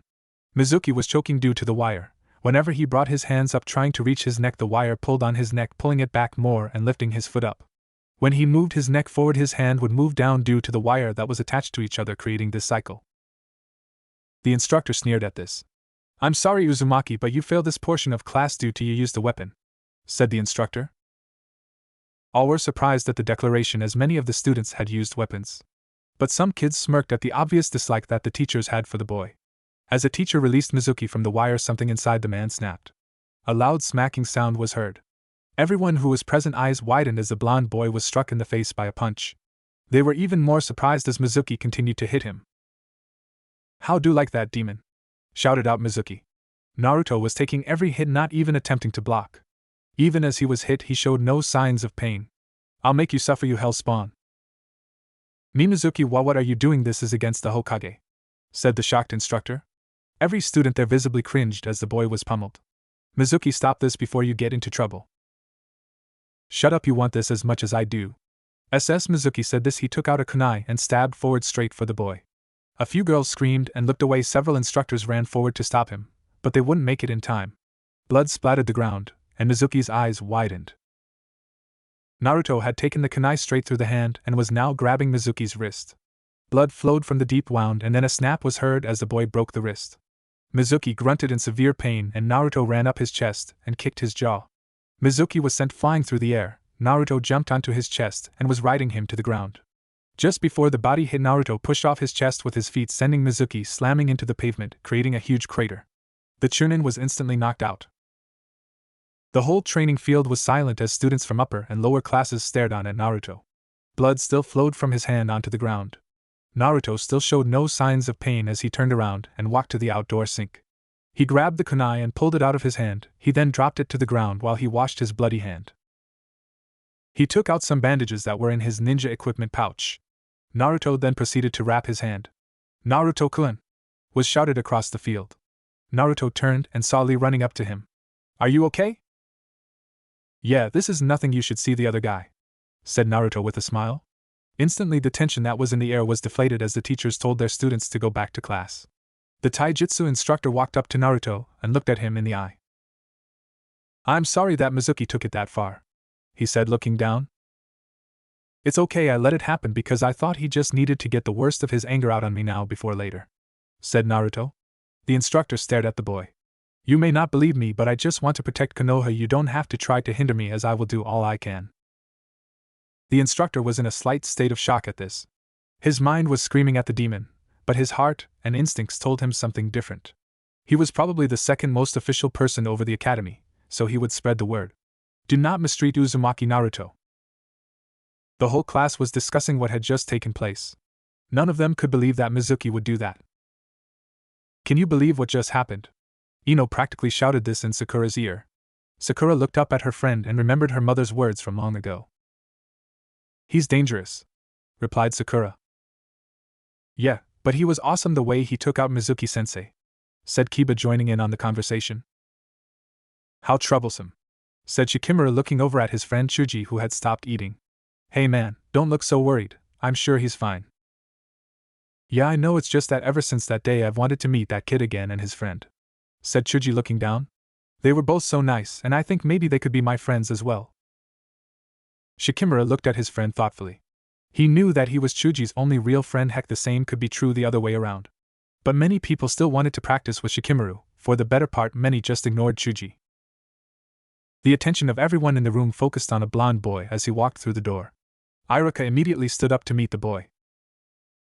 Naruto, I heard about what Mizuki did. Are you alright? Asked the instructor. Naruto just smiled. Yeah, I'm fine. I mean, come on, we're gonna be shinobi. We all got to get stabbed sometime, said Naruto, holding up his bandaged hand, laughing. Despite the situation, everyone in the classroom erupted in a series of giggles and laughs. Well, Naruto, if you want, you can sit somewhere else, said Iruka. Naruto was about to say it was okay in the back, when Iruka responded. On second thought, why don't you go sit in the seat the third row above Hinata? Naruto didn't say anything as he made his way up the steps and took his seat. He looked over at his desk mates, and a smile spread across Naruto's lips. How's it going, Chuji? Asked Naruto. Chuji seemed shocked. Yo, you remember me? Said Chuji. Naruto nodded with a grin. Yeah, who's your friend? Asked Naruto, pointing at Shikimura. This is Shikimura, he's my best friend. I met him after I met you, responded Chuji. Shikimura gave a nod in Naruto's direction. And class continued on. Naruto would talk to Chuji and Shikimura, more or less ignoring Iruka. He even played a game of shogi with Shikimura. The boy was exceedingly good at it, and it ended up in a draw. Chuji, who had watched, was in shock as no one ever tied or beat Shikimura in shogi. The entire class period, Naruto felt a set of eyes on him, but he chose to ignore them. However, he knew that it wouldn't be long before the eyes made themselves known. As class ended, Naruto made his way for the door. He was about to leave when a hand grabbed his shoulder. Fight me, said a raven-haired boy. Naruto turned around and smiled. I'm sorry but no, said Naruto. The boy's eyes narrowed. Why? He asked. Because I injured my hand and it would not be a fair fight, said Naruto. The boy seemed to accept this. As he walked past Naruto, he stopped for a moment. I want to battle you in a 1 week, do you agree? Said the boy. Naruto sighed and nodded. As the raven-haired boy left, Lee walked in. Hey buddy, how you doing? Said Lee cheerfully. I saw that your youthful passion guided you in your heroic battle with Mizuki-sensei. Naruto slammed his fist against the back of Lee's head. Lee, stop that, you know that the way guy talks freaks me out, said Naruto laughing. But anyway, let's go get some ramen. Of course, Naruto-kun, today I shall finally beat you and eat more bowls, said Lee, and they both left the school to get some ramen. Iruka had been watching the boys while he put his papers away and smiled. It seemed the Hokage was right. Naruto definitely isn't the Kyuubi, thought Iruka. Sasuke walked through the door to his home with a small smile on his face. My, did something good happen today, Sasuke? Asked Mikoto. Sasuke looked at the woman and smiled. She was probably the only person that would see his true smile. Yes, there's a new strong student that came to class, said Sasuke. He agreed to spar with me in a week. Mikoto let out a small sigh and shook her head. Well, who is this new student? She asked. His name is Uzumaki Naruto, said Sasuke. Mikoto looked a little surprised. Ah, yes, he is strong, said Mikoto, closing her eyes. Be careful with him, all right, honey? Sasuke looked a little curious but nodded anyway. In a dark room, 2 figures stood. The smell of decay and death was around them. You bastard! Shouted out one of the figures as he charged the other. The other dark, shadowy figure blocked his thrust and threw him to the other side of the room. The first figure spun in the air and pushed off the far wall with his feet. He flew towards his opponent, throwing punch after punch. But the other was easily dodging them. Why? Shouted out the still punching figure. Why did you make me kill them? There was such pain in his voice that it would hurt anyone to listen. What are you doing, boy? Asked the figure. You are wanted now. They will come and try to kill you, but I won't let them. You are going to serve me. No! Shouted out the figure. Who are you? Why did you control me and then let me live expecting me to serve you loyally? I will kill you. I will never listen to you. I wanted your power and potential, said the figure in a dark voice. You will serve me, and to answer one of your questions you will not have a choice. There was a flash of bright light, and the figure screamed in utter agony. Naruto jumped up from his sleep, panting heavily. A cold sweat covered his body as he looked around the room. He let out a sigh. The dream, he thought. Every now and then Naruto would have this dream. He wasn't sure when exactly they had started, but he was pretty sure he was around 7 when the first one happened. He had this dream or a similar one at least once a month, sometimes more. He had told the Hokage, but that didn't do too much good as he did not have the answers. Naruto didn't know who the figures were as they were always engrossed in shadow. He knew it wasn't a normal dream, but he didn't care. It didn't affect him physically or mentally. It was just another thing he grew to accept. 1 week had gone by in a flash, and Iruka had gotten wind of the spar that Sasuke had wanted. Iruka decided to make it educational and approved of it so everyone could watch and take notes. Iruka had heard how the boy had first defeated Mizuki, so told them they were not allowed to use weapons. The 2 boys stood across from one another and took their stance. Naruto unclipped the 2 black fingerless gloves from his belt. He pulled them on and flexed his hand muscles. He put one arm behind his back and put a solid fist in front of him. Iruka looked at the boy's stance, a little surprised that he knew that style. He wrote it off as things he needs to learn about the boy. Sasuke charged forward. He dropped to the ground and tried to kick Naruto's feet out from under him. Naruto jumped over the kick and brought his single fist down. He went right past Sasuke's head and slammed the blow into the pavement. Naruto stood frozen in that position. Sasuke looked back at where the fist had struck and was a little more than surprised at the sight of a rather deep fist indentation. Sasuke rolled back and tried to kick Naruto in the face. Naruto spun to the side to avoid it. The young Uchiha threw blow after blow, but Naruto would block or dodge with little effort. Naruto finally went on the attack as he cocked his fist back. Sasuke looked confident that he could block it. So he brought his arms up to shield his face. The blow was like a bull ramming him in the arms. Instantly Sasuke's guard was broken and he was sent flying back into the ground. It was hard for Sasuke to move as he looked up at the blonde who walked towards him. Naruto stood in front of him with a smile on his face and stretched out his hand to help Sasuke up. Sasuke regrettably took it and was lifted up. That was a very good spar, you two, said Irika. Now can anyone explain to me what just happened? Sasuke got his ass kicked, shouted out Kiba. The boys in the class laughed, but the girls shot him death glares. No, not quite, Kiba. Can anyone tell me why Sasuke's guard failed? Asked Irika. Everyone looked clueless. In the field you may be faced with an opponent whose physical strength is not obvious. Naruto had a lot more strength behind that punch than you may think possible for someone his age and size. Many stared wide-eyed at Naruto. As the class moved back inside, Naruto pulled Sasuke aside for a second. This is only a suggestion, but you may want to train with weights on, said Naruto. Sasuke looked at him curiously. Sasuke, you may not want to hear this, but I held back a bit. Sasuke's jaw nearly hit the floor. How? Asked Sasuke. You have good style and decent speed, but weights will help you immensely, said Naruto as he walked away. Class ended like always with everybody asleep at Irika's lecture. As they were leaving, Irika took note that Lee once again came for Naruto, and the two of them went out for ramen. Irika finished up his work and decided ramen didn't sound half bad. When he arrived there, he was a little surprised to see that Naruto and Lee were at the same stand. Irika-san, it's been a while, said the old man from behind the counter. Yes, it has, get me the usual, said Irika, taking a seat beside Lee. So Naruto, how long have you eating here? Almost 8 years now, said Naruto. Irika was a little surprised, he had never seen him before. Yep, him and Lee are my two best customers, said the old man. Naruto and Lee smiled widely at this. Heh, interesting, muttered Irika. Sasuke walked into his home a little depressed. I take it the spar didn't go too well, said Mikoto. I got beat pretty bad. Naruto said I should probably use some weights, said Sasuke, depressed. He clenched his fist. I thought I was strong, but at this rate I'll never. Before Sasuke could finish the last part, a pair of arms wrapped around him. Sasuke, you are strong at your own pace, said Mikoto in a soothing voice. And if you want weights, I got a special pair meant only for an Uchiha. Sasuke's head perked up at this. Hinata woke to the morning sun with a smile on her face. Today was the day of her genin exam. She exited her room and headed downstairs. She passed her father and promptly ignored him. Ever since Naruto gave her words and advice of encouragement all those years ago, her father no longer scared her. She learned that he would never have anything nice to say, so she just ignored him completely. She wanted to get to the academy quickly, so she grabbed an apple to eat and headed for the door. She was about to leave when a shout caught her attention. Hinata Nichin! Shouted out a teary-eyed Hanabi running towards her. Her little sister grabbed on to her leg tight. Don't go. Hinata sighed and then smiled. They did this almost every morning. Hanabi, don't worry, I'll be back in a couple of hours, said Hinata. Hanabi wiped away a couple of tears in her eyes. Promise? She asked. Promise, said Hinata, still smiling. Hanabi beamed at her and let go of her leg. Will you help me practice when you get back? Asked Hanabi. Hinata nodded and then left.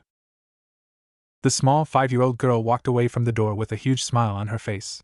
She wasn't looking where she was going and bumped into something. Hanabi looked up and saw the lingering figure of her father in front of her. He helped her back up and gave a small smile.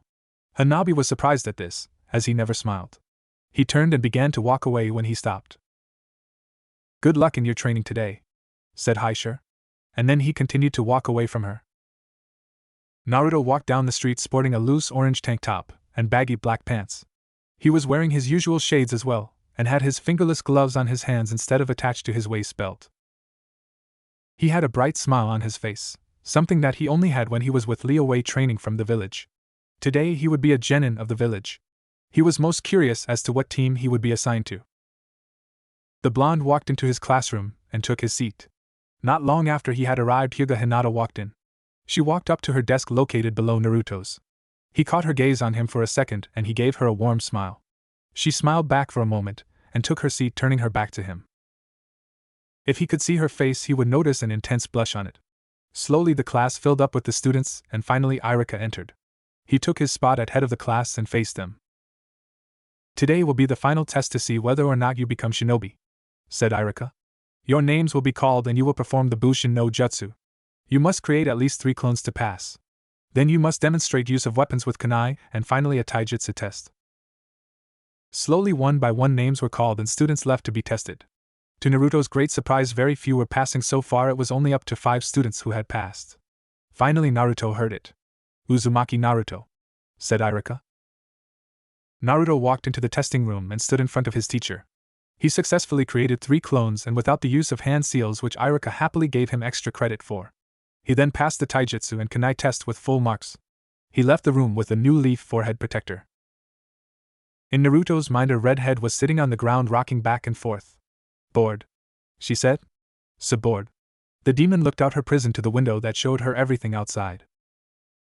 "So those are the tests, huh?" The Kyuubi scoffed at this. "No wonder I was able to kill so many so easily. That test is pathetic." After all the students had finished taking the test, only 9 had passed. For some reason Irika seemed rather pleased with this number. "Tomorrow you will be grouped into teams of 3. You will then meet your instructor and begin your career as Shinobi of the Leaf," said Irika. Class was dismissed and Naruto went out to eat. He went to his usual spot in the ramen stand. "Hey Naruto-kun, no Lee today?" asked the old man. "Nope, he's on a mission," said Naruto. Lee had been a genin for nearly 6 months now. His sensei, much to his delight, was none other than their taijutsu instructor Guy. Naruto hadn't met his 2 teammates but knew one was a Hyuga and the other was some girl named Tenten. Naruto began to exit the ramen stand after eating, smiling. "Why does he do that?" asked the Kyuubi. "That smile is ridiculous, besides they'll never accept him." The Kyuubi was still extremely sore that Naruto had turned down her offer for power. In all her years as a demon and watching the human world, no one had ever said no to power when they had as much hatred as the boy should have possessed. By all logic he should have said yes, but he didn't, and that greatly annoyed her. Not to mention putting up a barrier that completely cut off her sending him chakra or even talking to him. "Goddamn it, I'm so bored," she shouted out. The Kyuubi slammed against her prison only to receive an electric shock. She growled. Naruto went on his way home, having absolutely no clue what was going on inside his mind. "You can't be serious," said Kakashi, looking at the Hokage with an accusing glare. "You want me to train the Kyuubi?" Sarutobi was more than a little surprised at this outburst. He had picked Kakashi because he had never shown any open hostility towards Naruto. The old man took on a more serious face. "Kakashi, he's not the one that took your sensei," said Sarutobi. "You will train him. This is a direct order." "Fine," mumbled Kakashi. "But mark my words, if I see even the slightest hint of Kyuubi, or the seal breaking, I'm taking him out." Before the Hokage could respond, Kakashi left his office, slamming the door behind him. The Hokage swiveled in his chair and faced the window. "Kakashi Erasure would be very disappointed in you," thought the old man. Naruto had gone home and retrieved his blades. They were all in a large holster that held all 6 blades at once. The main blade and the hollow blade were crossing each other on his upper back, forming an X. Both his serrated blades crossed one another on his lower back. And finally the switch blades were folded up and on each of his sides. He walked out of his apartment and headed towards the training ground. When he arrived, he found he was the only one there and would have no problem training. He took out the main blade and went through the many different steps. He would switch off his swords, never stopping as he continued to hack away at his invisible opponents. He stopped and returned the sword to his back and turned to see a brown-haired figure hiding behind the bushes.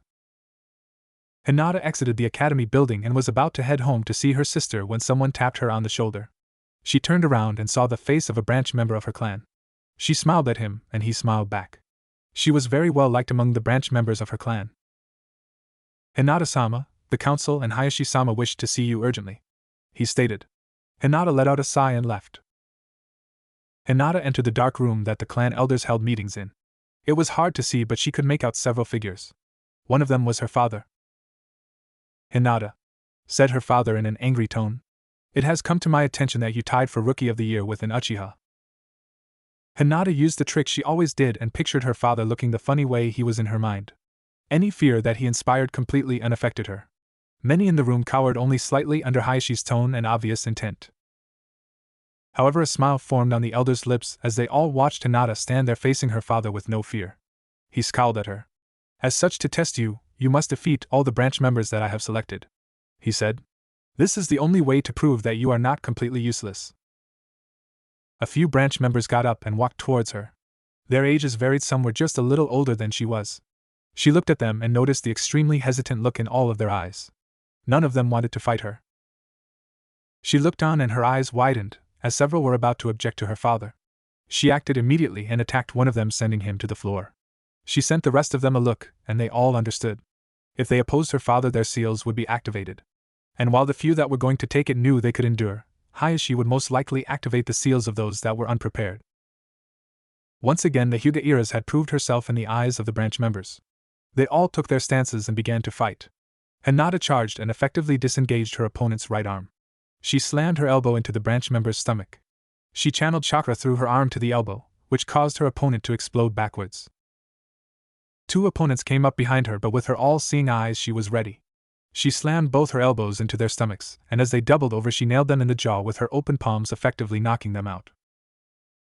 The elders watched the scene with great enthusiasm. Everyone in the room understood what the branch members were going to do. They were impressed with how Hinata handled the situation. She managed to save them without defying the council as well as remaining strong. Now she was effectively taking out the branch members with minimal damage being done to them. Hayashi looked away from his daughter. He couldn't stand to see her. Few actually knew why Hayashi was so cold towards his eldest daughter. Many thought it was to make her strong, but Hayashi knew that the reason was of her almost exact resemblance to his late wife.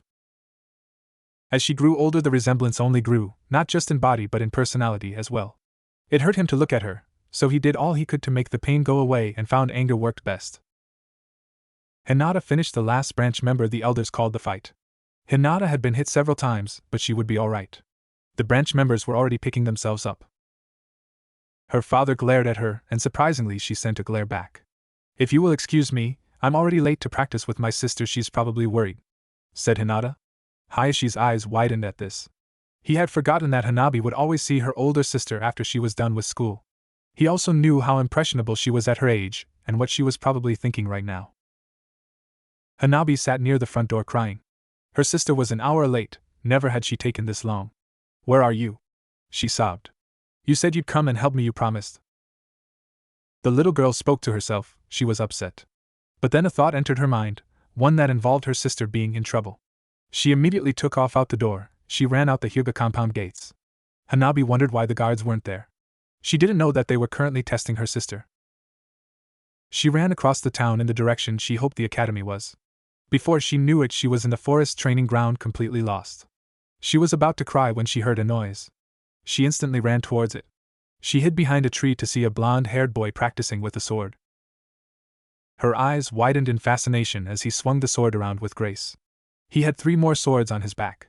And 2, she took note, folded-up blades on his sides. His blades mesmerized her as she looked at them. Finally the boy stopped and surprisingly turned to look at her. She was a little worried at first, but then he smiled and she for some reason was happy. "Hey, who are you?" he asked. "Are you lost?" The little girl nodded at this. "My name is Hanabi," she trailed off. "I'm looking for my sister." "Ah, your sister, you say?" said Naruto. "Who is your sister? Maybe I can help you. What does she look like?" "Hinata Nichin has bluish-black hair that feels like silk. She's about your height and is the bestest, prettiest girl ever," she said, raising her hands in the air. "Hinata, you say?" said Naruto, smiling. "I know her, we go to school together." "Really?" said the small 5-year-old. Naruto nodded. "As a matter of fact, I met her at this training ground a long time ago," said Naruto. Hanabi's eyes widened. "When I met her, she was crying." "Why was she crying?" asked Hanabi, worried. "Apparently your father made her really upset," said Naruto. Hanabi looked angry at this as she stomped her foot down. "Daddy is always so mean to Hinata Nichin and I don't know why," she said. "Did you talk to her? Did you make her feel better?" "I like to think I did," said Naruto. She smiled. "Listen, I'm sure your sister is back at your home. How's about I take you back?" Hanabi nodded and took his hand as he led her to her home. "Hey mister, what's your name?" she asked. "My name is Naruto," said Naruto. "Uzumaki Naruto." "Naruto Niken has a funny name," said Hanabi, smiling. Naruto smiled and was slightly surprised by his new title, but he didn't mind. The two of them made their way through the village. Hanabi took note of the hateful glares sent Naruto's way some of the time. However, after seeing her in his company, they turned to ignore him completely. They arrived at the Hyuga compound not long after, and the effects of her absence were evident. Many Hyuga could be seen running around the compound looking for her. Finally, Hanabi saw the reason she had left. Hinata ran by looking frantic. "Hinata Nichin!" shouted out Hanabi running towards her sister. Hinata stopped in her tracks and looked over to see Hanabi running towards her. The little girl grabbed onto her older sister's leg. "Where were you?" asked Hanabi.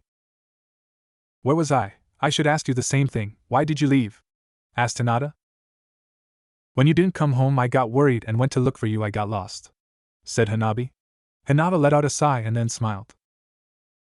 "I'm sorry, I had a meeting that came up at the last second," said Hinata. Almost all the Hyuga were gathered near Hanabi now, including her father. "How did you get back?"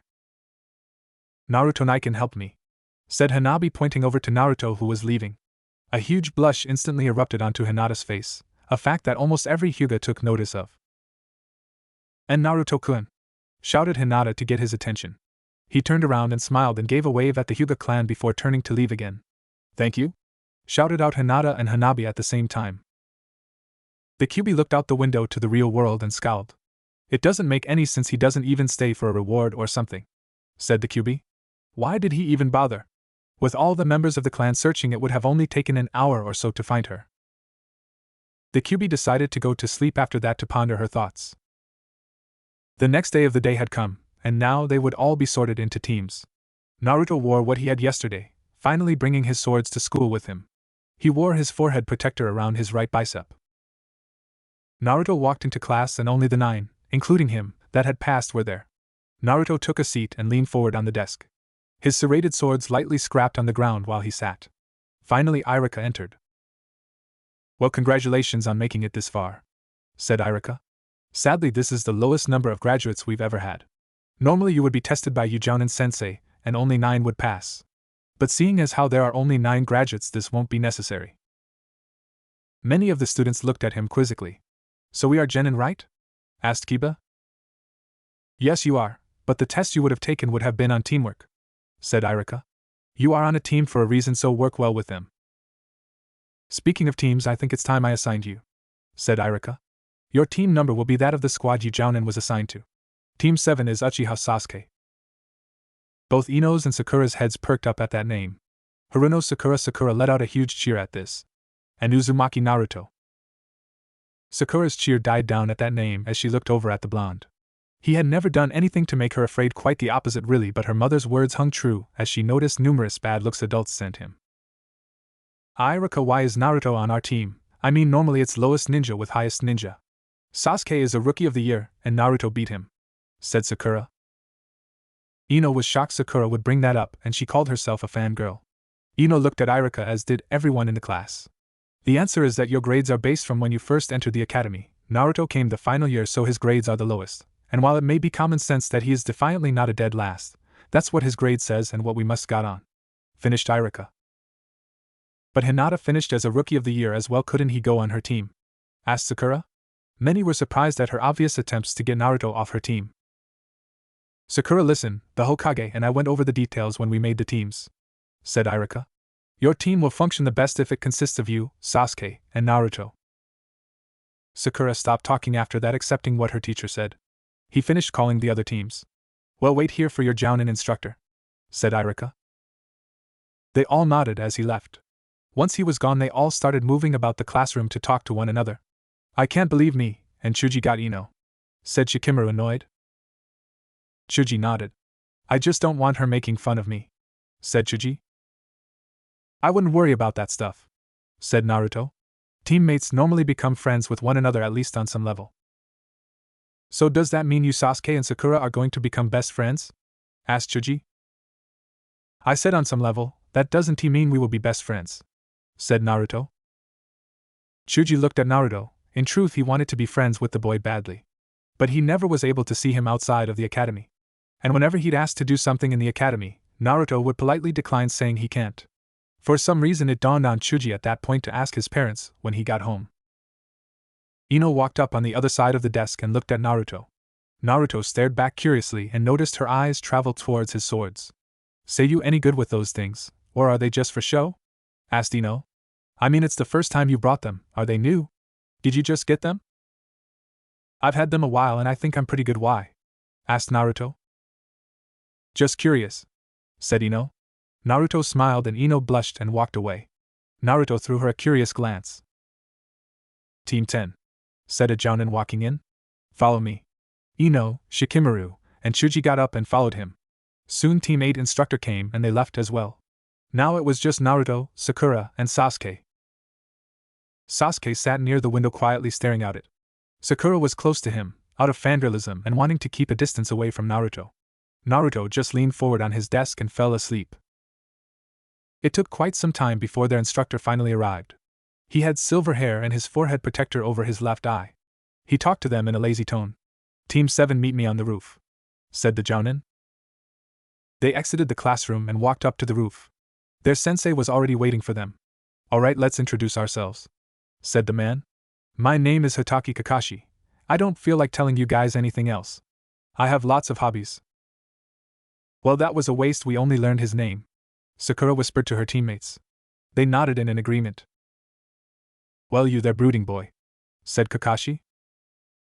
My name is Uchiha Sasuke. The only thing I like is my mother, and I pretty much hate everything else. My only hobby is training, and my only dream is to get stronger and kill a certain somebody, said Sasuke. Well, interesting, said Kakashi. Pinky go. Sakura ignored the comment about her hair and introduced herself.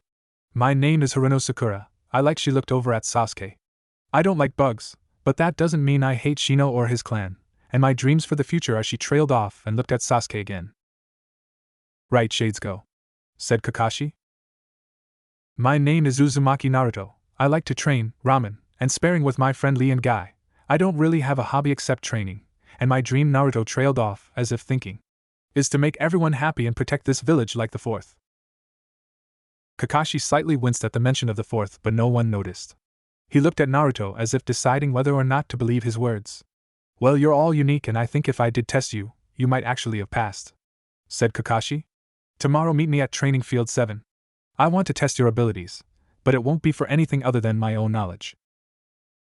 Kakashi disappeared in a poof of smoke, leaving the others to do what they wanted. Well, I'll see you guys tomorrow, said Naruto. Both his teammates just nodded. Sakura walked off to her home. She had a lot to think about. She opened the door and closed it. Mom! I'm home! Shouted Sakura down the hall. Her mother came out of the kitchen to greet her. Sakura, honey, how was your day? Asked Haruno Maya. Well, Mom, why is Naruto so dangerous? Asked Sakura. Maya looked shocked for a second at her daughter's question. I can't say, why do you ask? Asked Maya. He's on my team and well, I don't know what to do. I can't exactly ignore him, and it's not like he's mean or anything, I just wanted to know more, said Sakura. Yeah, shouted her inner self. I almost forgot about inner Sakura, my bad. Sakura, said Maya, she sighed. I've never heard of him being mean, but just be careful, you don't have to be scared of him, just watch him. Sakura nodded and went up to her room. Chuji looked at his father Chuza. So Dad, do you hate Naruto? Asked Chuji. Chuza sighed at his son's question. No, I don't hate him, said Chuza. He has no control over what happened to him. Chuji raised an eyebrow at this. No, I can't tell you, said Chuza. But Naruto probably thinks I will act like most parents, and not let you near him. He's just saving himself the heartache. I'm probably one of a very few who respect him. I see, said Chuji. We'll have him over for dinner sometime, him and that Lee kid, said Chuza. Chuji instantly brightened up at this. Naruto sat atop the Hokage monument overlooking the village. It was early in the morning and the sun had yet to rise. He waited there calmly, waiting for when he would set out to meet his team. He sported a black track jacket over his orange tank top, wearing dark black ninja pants with many pockets. He was leaning forward so his swords remained off the ground. Naruto! Shouted out a small figure from behind him. A boy probably around 8 at the time with brown hair ran up to him. Naruto looked over at him and gave a small smile. What is it, Konohamaru? Asked Naruto. Konohamaru shuffled around on both his feet and looked down. It was clear to the blonde that he wanted to ask for something. Do you think you can take me flying again? Asked Konohamaru. Naruto let out a sigh. The boy had caught him some 2 years ago when he was in the forest. The young brown-haired ball of energy was running away from his personal tutor when he saw Naruto fly. Naruto had told him it was a secret and no one could know. Konohamaru had agreed, but only under the condition that Naruto take him into the sky. Naruto had done so, and the boy had been addicted ever since. I'm sorry, but I can't today, said Naruto. The boy looked down at the ground sad and defeated. I'll let you know when I can though. The young lad instantly brightened up at that. Naruto got to his feet and patted Konohamaru on the head. He then jumped off the Hokage monument to head towards the training ground. He landed with a loud crash, creating a small crater. Nobody was up at this time, so he was not worried about being seen. He began to walk away but looked back at the crater. It amazed him to no end how he could fall from heights far greater and still only feel the smallest of tingles when he landed. His body seemed to be built for that sort of thing. He waved to Konohamaru, who was jumping for joy and shouting out to him in excitement. Naruto arrived at the training ground and awaited his teammates. Both of them weren't there yet, so Naruto practiced going through his sword steps. He was there for about an hour before Sasuke and Sakura finally showed up. All three of them waited there. Sasuke looked like he was sleeping, Sakura was trying to scoot closer to him, and Naruto just continued to practice. This continued for about 3 hours before Kakashi finally showed up. Sakura and Sasuke sent him glares for being late. Naruto just expected it. He had never met Kakashi before, but the man was often talked about by Guy as his hip rival. His tardy record was one of the many things that Guy would tell him about. Alright, let's get started, said Team 7 Sensei. Sakura, I want you to spar with me. Show everything you know to me, don't hold back. Sakura got up and nodded at the jounin. Kakashi pulled out his perverted book. She took the Academy Taijutsu stance, and Kakashi began to study her, looking for flaws. Her stance is full of flaws, but not any more than is expected from someone fresh from the academy, thought Kakashi. Sakura ran towards him, throwing kunai as she went. Kakashi lazily caught them and waited for her to get closer. He studied her movements as she threw a punch. He easily caught it. Suddenly he saw Sasuke jump up from behind her. His eyes widened only slightly as he let go of her. He sent a kick at Sasuke only to see it go right through him. He looked over at the tree and saw Sasuke still sitting there. Oh, I see, pretty clever, creating a bushin and using genjutsu to make it look like one of her teammates, thought Kakashi. Pretty impressive to weave an illusion around the normal bushin. She defiantly has talent in genjutsu. Kakashi decided he had probably already seen all she could really offer. Okay, Sakura, that's enough. Sasuke, you're up. The young Uchiha came forth and took his own stance. Unlike Sakura's, it was not the academy style, instead it was the classic Uchiha style. Kakashi put his book away, deciding to take this fight more seriously. Sasuke ran towards him at an evenly fast pace, just a little quicker than Sakura's. By his slow movement I say he is wearing weights, thought Kakashi. His eyes wandered to the white armbands and leg bands with the Uchiha fan on them. His eyes widened. I don't believe it, Mikoto gave him the Uchiha weights already. If he doesn't take them off, he should definitely be at Chunin level by the time of the exams. Sasuke jumped in the air and threw a spin kick at Kakashi. The jounin caught the leg with one hand. Sasuke spun around the other way to use his other leg for another kick. That leg was caught as well. Sasuke was hanging upside down in Kakashi's hands. The boy smirked and quickly formed seals. Kakashi's eyes widened. No way, he said to himself. Sasuke finished forming the seals and sucked in air. Katan, Gakakyu no Jutsu, said Sasuke as he blew out a large fireball. Kakashi let go of Sasuke and backpedaled away. He jumped in the air and completely avoided the fireball. Sasuke was about to throw some kunai at him while he was in the air, but before he could blink, Kakashi was behind him with a kunai to his neck. Very impressive, Sasuke, said Kakashi. He sent a look towards Naruto, signaling him to come for his turn. Naruto walked into the field a good distance away from Kakashi. Before he could even get in his stance, he saw Kakashi blur. He immediately tried to turn around, but the jounin was too fast for him with his weights on. He looked in Kakashi's visible eye and saw it narrow. Naruto felt the grip tighten and knew Kakashi was trying to break his arm. Naruto slapped the front of his belt, which was attached to the switchblade holders. The blades flung backwards, being propelled through the air as they unfolded as if on springs. Kakashi was forced to let go and jumped back. The blades were still coming at him. He was about to jump up more to avoid them when he saw two clones appear and grab onto a blade each. Kakashi's eye narrowed. The two clones engaged him, and he was forced to dodge. He tried to throw a punch to make the clones disappear, but the clones used the flat of the blades and blocked the blows. Because they were real swords and not some shadow-copied weapon, they were able to take the blow, preventing the clone from disappearing. Kakashi saw 3 more clones appear and take a sword each from Naruto's back. Naruto himself took out the main blade. The clones surrounded Kakashi, each brandishing one of the weapons. Kakashi's eyes widened yet again that day as he saw them take a familiar stance. Mikazuki no Mai, said Naruto and his clones. The illusion took effect and they all charged forth, hitting Kakashi simultaneously. Fear went in the blonde's eyes, not that anyone could see it with the sunglasses, as he thought he killed his sensei. However, Kakashi poofed into a log.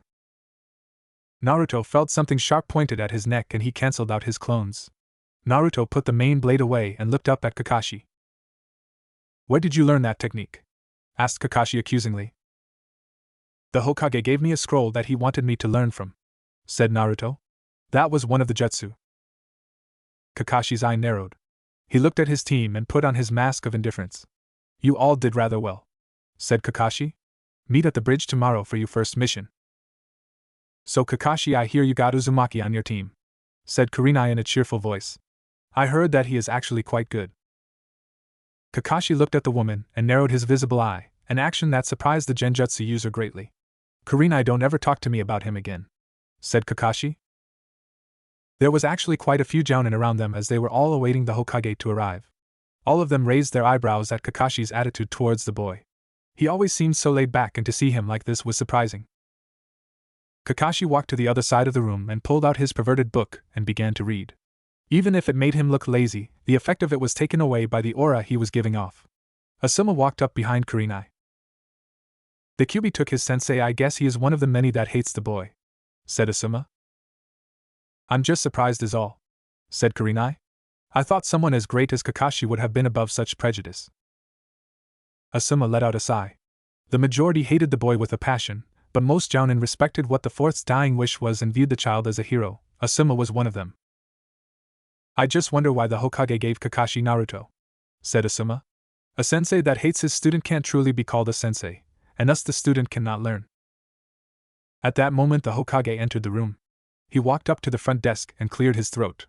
"As you know, only 3 teams worth of genin passed the academy," said the Hokage. "It is because of this that the final test was unnecessary. However, I would still like a full report of your students' skills. I'm sure that you have already tested them." The jounin in charge of the teams all nodded. "Now for the reason you are all here," said the Hokage. "The Kazekage is coming to Konoha sometime today, and bringing his son with him." Everybody listened intently at what was to come next. It was most likely something quite political. Like our very own Uzumaki Naruto, the Kazekage's son has a demon sealed in him as well.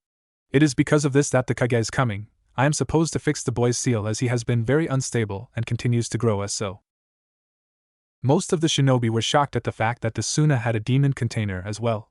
However, a few had heard some rumors about it. One of those people happened to be Kakashi. "I heard the boy is bloodthirsty, and his demon awakens when he is asleep," said the Kapinin. "Yes, that is one of the things I am supposed to fix," said the Hokage. "Now I would like some volunteers to watch the Kazekage and his son." A few raised a hand for the protection of the Kazekage. The jounin nodded. "Is that all?" asked a jounin in the back. "The boy's name is Gaara. You are all to escort him into the forest later tonight so he doesn't hurt anyone," said the Hokage. "You are then to leave the immediate area and leave Gaara to himself." A few shinobi raised an eyebrow. "If people are around, he'll want to kill them," said the Hokage flatly. They all nodded. "Well, you all have the orders." Konohamaru ran through the village at top speed towards the one place he was certain his hero would be. "Ichiraku Ramen Stand" was what the sign read as the little boy entered. And sure enough, at the counter next to a tower of ramen bowls was, in the boy's opinion, the single greatest shinobi to ever walk the planet. It was no small secret that the boy worshipped the ground Naruto walked on, well, at least not to Naruto. To him, Naruto was everything the boy wanted to be. Naruto was the first one not to laugh at his dream to be Hokage. The blonde helped him whenever he didn't understand something and more or less tolerated his presence. It was because of all these reasons the boy was close to the blonde whenever possible. Konohamaru hopped up onto a seat next to the blonde boy. "So Naruto, when are you going to take me flying?" asked Konohamura, acting all serious. Naruto let out a sigh. "Tonight meet me in the forest," said Naruto. He gave a grin and ruffled the boy's hair. "Think of this as payment." Konohamaru gave him a confused look as he began to leave. "Wait, what do you mean? Think of what as payment?" shouted out the brown-haired boy. He heard the ramen chef clear his throat, and he looked over at him. "I'm assuming you will pay for all those," said the old man, pointing to the huge stack of dishes. "Ah crap," whispered Konohamaru. "Naruto! Gaara, these people are going to help you," said the Kazekage as he sat in the carriage with his son. The boy known as Gaara just stared out at his father with cold eyes. "Don't you want it to stop the voice calling for blood?" Gaara did not answer, he just looked out the carriage window as they entered the gates of the new village. They met with the Umbu as they got out of the carriage. That meeting had been very brief as they were rushed to the Hokage's office. Gaara could sense many shinobi placed around them as they walked through the village. All of them were at least jounin. The pair slowly made their way up to through the tower that belonged to the Hokage. They entered through the large doors and on the other side sat an old man in kage robes. He gave a smile to them. "Welcome, Kazekage," said the old man. Gaara took a seat beside his father and looked around. There were a few jounin outside watching through the window on guard. "Kill!" shouted a demonic voice. "Kill them all, give me their blood!" Gaara shook his head to get rid of the voice as he felt the demon making him excited. The demon always did this, he altered his adrenaline and made him enjoy the thrill of killing. However, Gaara did not delude himself, he liked killing all of the people. It's what they all deserved in his opinion for doing to him what they did. Love thyself and only thyself. That was his motto. He would have killed his father long ago if not for the man's strength.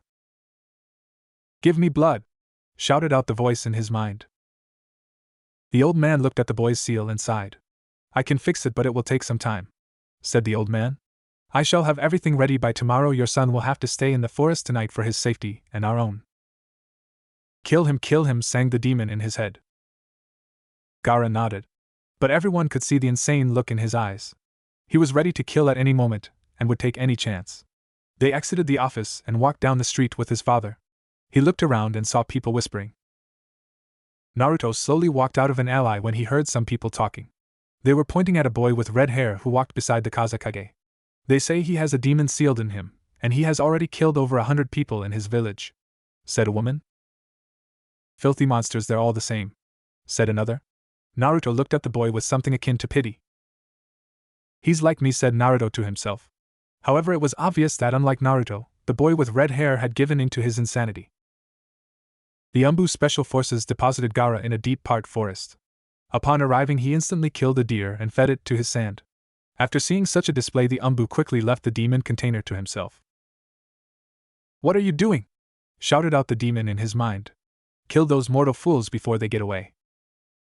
"Father is here, I'll be hurt," said Gaara. "Kill, kill, kill, kill, kill, kill." The demon repeated that word in his head long into nightfall. Naruto wore the black hooded cloak that he had the night of the Uchiha massacre. He always wore it to hide who he was when he did something like this. He carried a large wrapped bundle over his shoulder, and his glowing blue eyes were the only visible part of him on his face. He found if anyone saw him like this, they would not recognize him. When he walked around normally, he had sunglasses that covered his eyes, and he kept his sword in its separate pieces.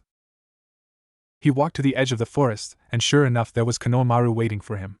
The little boy was about to say something, but Naruto beat him to it. "Let's go deeper in the woods," said Naruto. The little boy nodded. They walked for a good few miles or so before they finally stopped. "Here will be fine." Konohamaru nodded and watched the boy. Naruto reached over his shoulder and pulled some cloth that was at the back of his cloak over his shoulders. When he moved it, it revealed 2 rather big holes in the back of the cloak. The younger of the two knew that the older boy's wings would sprout out of the holes on his jacket. Naruto stood there and prepared to summon his wings when he felt it. A massive amount of killing intent directed entirely at the two of them. He turned around to find the source only to see a disfigured shadow standing behind Konohamaru. The shadow raised one large claw-like arm, preparing to strike. Naruto wasted no time and ran to the boy. He brought his large bandaged sword down and blocked the attack. Naruto was more than a little surprised at the strength behind the blow, as he was nearly taken off his feet. "Konohamaru, run!" shouted Naruto. The little boy looked on, not knowing what to do, but eventually ran towards the village. Naruto turned his gaze back to the shadowed form. His blade still blocking, what closer inspection revealed to be a demonic-looking arm. Naruto then focused on the face of his opponent, and his glowing eyes widened. Half the face was that of a raccoon that appeared to be made out of sand, and the other half was that of the red-headed boy he saw earlier. Inside Naruto's mind, a red-headed figure looked out at the scene and smiled to herself. "Shikaka, this could work to my benefit," said Kyuubi. The demon stared at the blue field that surrounded her cage, preventing her from doing anything that would affect Naruto in any way. She couldn't even heal him, thus giving a higher risk to her own life ending. She made herself comfortable on the ground and waited. Naruto parried blow after blow, holding his sword with one hand while he dug through his kunai pockets with the other hand.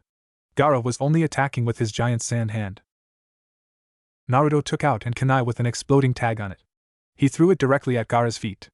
The demon boy looked down and immediately brought his large arm up to guard himself from the explosion. It blew, sending Gaara back a couple of feet. "Give me more control. We will kill him then," shouted out Shikaku. More of the sand wrapped around Gaara, and now his whole body resembled that of a raccoon. Sand spikes shot from his body all towards Naruto. He grasped his sword firmly and began slashing with speed and grace, destroying all the sand spikes. Gaara appeared beside the boy, and it took all he had to parry the attack in time. Gaara's chest puffed up and he blew out a breath of chakra-laced air at Naruto. Naruto dodged to the side but was caught in his right arm. His sleeve was completely torn off, revealing his diamond-shaped gravity seal. Blood leaked from several cuts made by the attack. Soon whitish blue chakra swept over it, and it was healed. Naruto brought his hand up to the seal on his right shoulder, and it began to glow. A small burst of energy was given off, and Gaara halted his attack in confusion. Naruto brought his sword back up in a ready stance faster than before. Gaara blinked, and the boy was beside him, slashing down across his chest. It connected, and Gaara was sent hurtling back by the force of it. Naruto was beside him in a blur that Gaara could not even see. Naruto kicked him in the back, sending him skyward. Gaara flipped in the air and extended his arm towards the black-cloaked person. He fully expected to overpower the man like he did a few times already. However, it appeared that not only his speed had improved but his strength as well. He took the attack with his sword and summoned chakra to his blade. He slashed at the arm, and a blade of chakra energy was sent along it, using the arm as a path to Gaara. "How?" shouted Gaara as his sand arm was destroyed. He landed a few feet away from his opponent. Naruto raised an eyebrow, not that it was seen through his hood. He didn't think Gaara could really talk in his current state. "Why did you attack me?" asked Naruto. "Kill, I must kill you, I need your blood to satisfy him," shouted out Gaara. "But you are strong, how are you strong, why are you strong, why can't I kill you yet?" "I don't want to fight you," stated Naruto. "Fight you, I must fight you, kill you, I must kill you to prove my existence," said Gaara as he clutched his head. Shikaku was currently sending him memories of his childhood against his will. "I will kill you!" A huge wall of sand erupted around Gaara, going higher and higher till it was close to the size of a small mountain. The sand slowly started to take shape into a giant sand raccoon demon. The Hokage stood at the edge of the village with the Kazekage as well as several Umbu and Jounin. They all saw the large figure in the distance. Konohamaru had reached them and told them what was out there. The Hokage had cut him off before he mentioned Naruto. "Hokage Deno, why do you not let your forces engage it?" asked the Kazekage. "The problem is being taken care of," stated the Hokage with a cheerful smile. "By who?" asked Kakashi, coming forward. "By the same person who saved Mississippi Mikoto and young Sasuke from the Uchiha massacre." Everyone fell silent and stared out at the distant figure of the sand raccoon. There was no way any of them could see anything from such a distance. Heck, they could barely make out the sand demon. "I hope you know what you are doing," said the Kazekage. The Hokage just continued to smile. "Let us see what you do, Naruto," thought the Hokage. Naruto looked straight up at the giant figure. He bent over and clutched his arms. Soon white wings erupted from his back. He gave a small grunt at the pain they brought when coming out. He looked back up at the giant and sighed. "No holding back," thought Naruto. He could sense from here that the boy's own power was near its limit and that he hadn't started using his demons yet. Naruto needed to stop him before he could. Naruto's body started to course with his special whitish blue chakra. His whole body was glowing with the power. He flapped his wings once, and he was sent rocketing towards Gaara. Gaara threw his arm in a straight thrust at the flying form of Naruto. Naruto flew around the arm in a straight path towards the shoulder.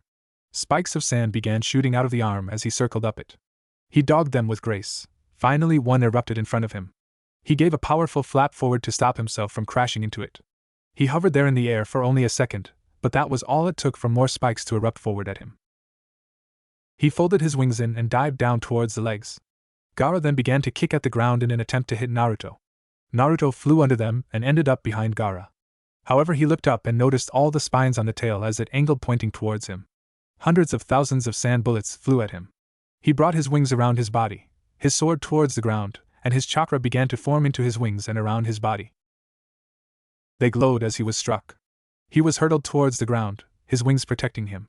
On the other side of the shield that the boy's wings created, Naruto was panting as his chakra and wings shielded him. "Crap," was all he thought as the bullets rained down upon him. In Naruto's mind, the Kyuubi sat smirking as she observed the boy's field around her cage begin to fade. This was her chance, and she knew it. She looked out at the boy and said the words that she didn't even know he could hear. And for the might of her, she wished he hadn't. Pathetic, just like the rest. She whispered. Naruto laid there panting heavily as the sand continued to rain on him. His eyes felt so heavy, and he knew he was draining all of his chakra. His eyes slowly began to close until he heard it. It was a whisper from the dark demon that plagued his mind. With it, it carried all her evil intentions and thoughts. Pathetic, just like the rest. Naruto's eyes snapped completely open, and he felt all his strength returning to him. Kyuubi stood on the other side of the cage, shocked as it began to glow with the same white chakra field it always did. No! She shouted. This can't be, he couldn't have heard me. Where is all this power coming from? His body surged with his chakra and he pushed his wings outward. Instantly a bright chakra field shot out, destroying all the sand bullets that were coming towards him and caused the huge demon to take a step back. Naruto wasted no time, as he didn't know how long all his power would last. He flew up the creature's back at unimaginable speeds. He separated the hollow blade from the rest of the sword so that he now had two. Spikes shot up from the demon's back trying to stop him. He cut through them all, not stopping as he continued forward. His sword slashed around him, destroying the sand and blurring speeds. He flew at the base of the creature's neck and landed on the shoulder. He turned in a half circle and put the hollow blade back, making the complete sword once again. He then spun fully around as his blade pulsed with almost all of his chakra. He slashed the air at the sand neck of Gaara. The giant raccoon's head was taken clean off by the glowing energy blade that shot out of Naruto's sword. The effects were instant as the entire body crumbled. Gaara slammed into the ground, and Naruto gently landed as he flew down. Gaara stared at him, Naruto's face completely hidden, and all that showed was his intense eyes. He spread his wings out and walked forward. Gaara wanted to do something, anything. But he had used up all his chakra. He couldn't even summon his demon because he didn't have the energy to do his forced sleep technique. How? Asked Gaara. How could you beat me? Because I wouldn't allow myself to lose, said Naruto. Gaara just stared at him. I needed to protect this village, so you wouldn't destroy it to bear a demon. Gaara's eye widened in surprise, then in anger. That doesn't make any sense. Don't they hate you? Why would you defend them? Gaara shouted in pure rage. Naruto looked at him in pure silence for what seemed like an eternity. His glowing lightning eyes bore into the boy as if judging his worth. Seeing what lied in the boy's heart. It affected Gaara greatly and he didn't like it. Answer me! Shouted out Gaara Aegean. How many? Said Naruto. Gaara looked at him confused. How many have you killed, Gaara, with your demon? How many hundreds died? How many thousands do you think my demon killed? How many husbands, wives, families have they taken, Gaara? Gaara sat there in silence, staring at the hooded stranger. They have every right to hate us. The most we can do is live with it, and do all we can to repent. But why? We didn't ask for this. Why must we repent? Because, Gaara, if we don't, who will? Gaara looked at him again. Tears started to form in his eyes at all the pain he had suffered in his life. If they hate us and we hate them, all there is an endless cycle of pain. But if we end it, if we love them and help them, then maybe it might become easier to bear. I can't, the pain, it's too much, said Gaara, clutching his head. He remembered it all, the fearful stares, children being pulled away from him, the children who called him a monster. It all hurt him so much. Then maybe you should just die here, said Naruto as he picked up his sword and walked over to Gaara. Gaara stared up at him, tears in his eye. He closed them and awaited death, but it never came. Gaara opened his eyes and looked behind him and saw the black-clad figure walking away. His wings still extend to his side, making him look holy. Why don't you kill me? You said it yourself, I should just die, said Gaara. Naruto looked back at him and smiled, not that Gaara could see it. Because I got a feeling that things are going to change for you, that is if you let them, said Naruto. He then flew off away from Gaara. Mere moments later both Kages appeared with Anbu and Jounin. Gaara, said the Kazekage as he rushed over to his son. He stopped a couple of feet away from him, knowing that Gaara wouldn't let him get too close. Dad, you said my seal could be fixed. When can that happen? Asked Gaara in all sincerity. The Kazekage took a step back in surprise, but then a small smile crept on his face. And then what happened? You know, after you cut off the giant raccoon's head? Asked Konohamaru. I went home and went to bed, said Naruto. What? That's all how anticlimactic, said Konohamaru with a pout. Naruto just smiled at this. Are you sure? Said the Kazekage. It is a matter for the future, but one that will serve to strengthen the bond between our villages, said the Hokage. She won't take it too well, she's kind of hot-headed. As I said, it is a matter for the future, said the Hokage. The Kazekage nodded and entered the carriage where his son was waiting for him. The Hokage gave a wave as the carriage retreated from the entrance of the village back the way it came. So Hinata, will you go out with me? Asked Kiba, holding his head high, sticking his chest out. The Hyuga just looked at her teammate as they made their way towards the Hokage's office. I'm sorry, Kiba-kun, but there is someone I already like, said Hinata. Kiba hung his head low, but then brought it back up with determination in his eyes. It's that arrogant Sasuke, isn't it? Said Kiba. I swear I'll throttle him. Hinata began to giggle. No, I'm sorry, it's not Sasuke, said Hinata with a smile. Kiba suddenly looked very confused. Why, if not Sasuke, then who? I'm sorry, but at the risk of you attempting to throttle that person, I think I'll keep it a secret, said Hinata. Kiba once again hung his head and fell back towards his other teammate Shino. I told you she wouldn't say yes, said the usually stoic boy. I know, but I couldn't resist. I mean, look at that ass, said Kiba, developing a blush and drool at the sight of his teammates behind. He was smacked over the head by his sensei that was currently behind the two of them. That's probably the reason she said no, said Kurenai. The team made its way up the Hokage Tower into the mission debriefing room. Inside the room, Team 7 was waiting. Kiba looked at his female teammate and noticed she had a faint blush on her cheeks. He followed her gaze and his eyes widened in surprise at what he saw. Apparently Hinata was staring at Haruno Sakura. What? Holy F $! She's gay, thought Kiba as his mouth hung wide open and a tremendous blush formed on his cheeks. But of course that is the only logical explanation. I mean, why else would she refuse to go out with a stud like me? However, if Kiba had come out of his fantasies and took time to think about the situation logically, he would have noticed a few things. The first being the Team 7 was currently standing in a straight line all next to each other. The second being that since she and him were standing in different positions, they both had different views from different angles. What he saw as her staring at Sakura, she was actually looking at a certain blonde-haired boy with sunglasses. Ah, teammate has arrived, now we can begin giving you your joint assignment, said the old man Hokage. All people in the room eyes widened. Team 7 and Team 8 will escort a bridge builder as well as protect him on this C-class mission. As the Hokage began discussing the details, Kiba began whispering to his teammate, PSSSD Shino. The stoic bug user looked over to him. What? He asked quietly. I figured out who she likes, look at where she is staring, said the dog boy. Shino let out a small sigh and looked over at Hinata. She had a blush on her face and was currently staring at someone. He followed her gaze, but unfortunately, like Kiba, he was at a different angle than Hinata. That is why his eyes led him to the figure of Haruno Sakura. Shino's eyebrow rose an inch, and he gave a look of what people could only guess was confusion. I don't understand, he admitted. Dude, she's a lesbian. What? Holy F $! He shouted out. In that instance, the whole room became silent, and all eyes were on him, wide as dinner plates. Many a mouth hung open in sheer surprise. Sorry, I just realized something that is rather surprising, said Shino. If it weren't for his collar, everyone would see that he was blushing red. Okay, next time don't let it disturb the meeting, said the Hokage. The old man finished his briefing on the mission, and an old drunk man walked in. What? He said. These brats are my bodyguards.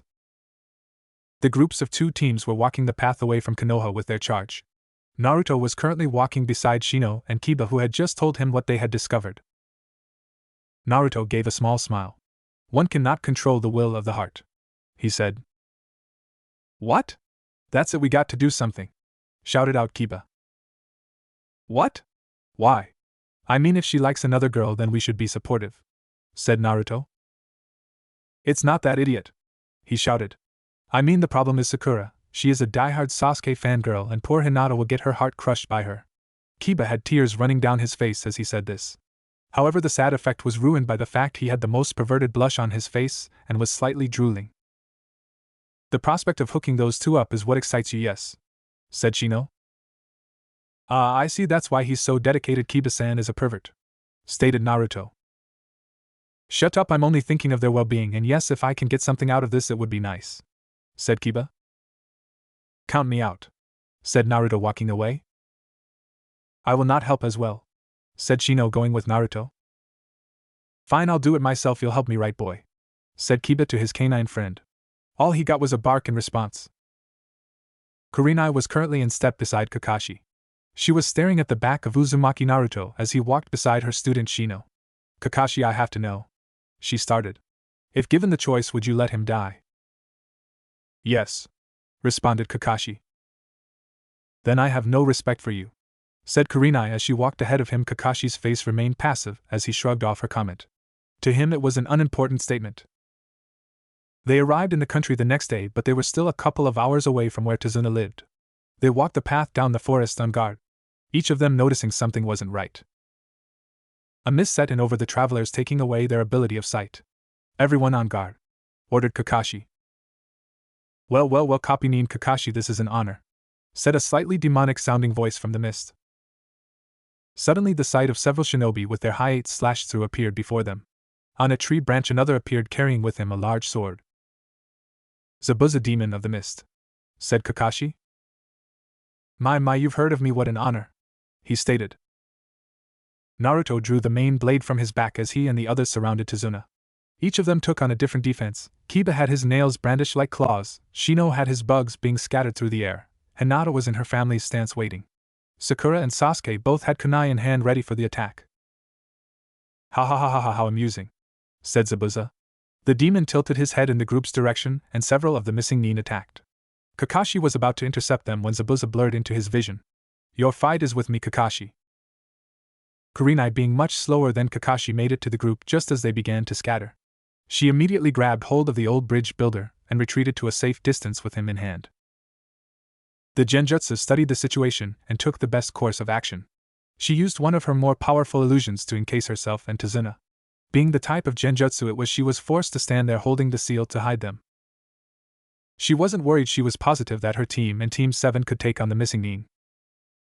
Naruto backpedaled towards the lake while the three Nin followed him. He swiftly dodged the blows they threw his way and began walking on water. One of the Nin threw a kick near his abdomen. Naruto quickly launched himself backwards several hundred feet towards the middle of the lake. The Nin stared at him for a second, then continued towards his form at top speed. He looked at them through shaded eyes as they drew near. He gripped the hilt of his sword tightly and held it in a ready position behind him. The enemy Nin paid no mind to his sword stance, focusing solely on attacking him. They were 20 feet away. Naruto tilted his blade only slightly. 10 feet away, a small tint of blue began to appear on the blade. 5 feet away, Naruto leaned forward a couple of inches and slashed his blade horizontally in the air. There was no surge of chakra, no huge explosion, no blinding light, nothing. Still 5 feet away, the forms of the enemy Nin lied on the surface of the water. The crystal blue slowly began to turn red underneath them. He righted himself up and closed his eyes. In the back of his mind he heard the faint whisper of glorious. He did what he always did and ignored it. This had been his first kill. He felt no pity for the men, or even ashamed at doing it. It was his job, but that didn't mean he had to enjoy it. He turned to the battles of his comrades to see if he could help. Sakura dodged as best she could, but the blows seemed to only get faster. She was wearing out, and she could tell her opponent was just toying with her. He kicked her in the stomach, sending her skidding back on the balls of her feet. He charged again and thrust a claw-covered hand at her face. She managed to dodge but fell on her back. Her opponent took this opportunity to attack again as he sent his claws straight down at her. She rolled as fast as she could to the side and got away. The claws sunk into the ground. The earth itself seemed to crack from the force. She was scared, very scared. She didn't want to die yet. She didn't want any of this. The Nin straightened his posture and leaped at her again. This time she couldn't move. She closed her eyes out of reflex and felt hot warm liquid stain her face. She was smart. She knew the blood wasn't her own. She didn't need to open her eyes to tell herself that. What kept her in her own little world was the thought of what she would see when she opened her eyes. She didn't want to. Oh God, how she didn't want to. But the fact remained that she had to, and with her being a bookworm, she had to go with the facts. She slowly opened her eyes and let them adjust to the light. She had been closing them so hard that it was hard for her to see. She saw the bloodied heap of the enemy Nin on the ground. The life-giving liquid stained the dirt and seemed to flow towards her. She felt her body begin to shake and a sick feeling well up in her stomach. I'm not ready for this was all she could say to assure herself. She held herself as her eyes traveled to her blonde teammate who held a bloody sword in his hand. The red substance slid off his blade into the puddle that was its source. With every ripple caused by every drop, Her heart hammered in her chest. She looked at her teammate as he slowly turned towards her. She felt the fear that had been built into her ever since her mother said her words of caution. The sight of him with a bloody blade was far scarier than anything she could have felt from the now dead Nin. He flicked his wrist, causing the remaining blood to shoot off his sword. She was trembling so hard it was as if the earth was moving. He took a step towards her, and she moved her hand back, attempting to crawl away. She couldn't take her eyes off the dark shades that covered his glowing orbs. Why am I so afraid of him? She questioned. He saved me, he doesn't want to harm me, so why? She began to pant heavily, as if gasping for air. His tall form made its way directly in front of her. He shoved his sword into the ground beside him.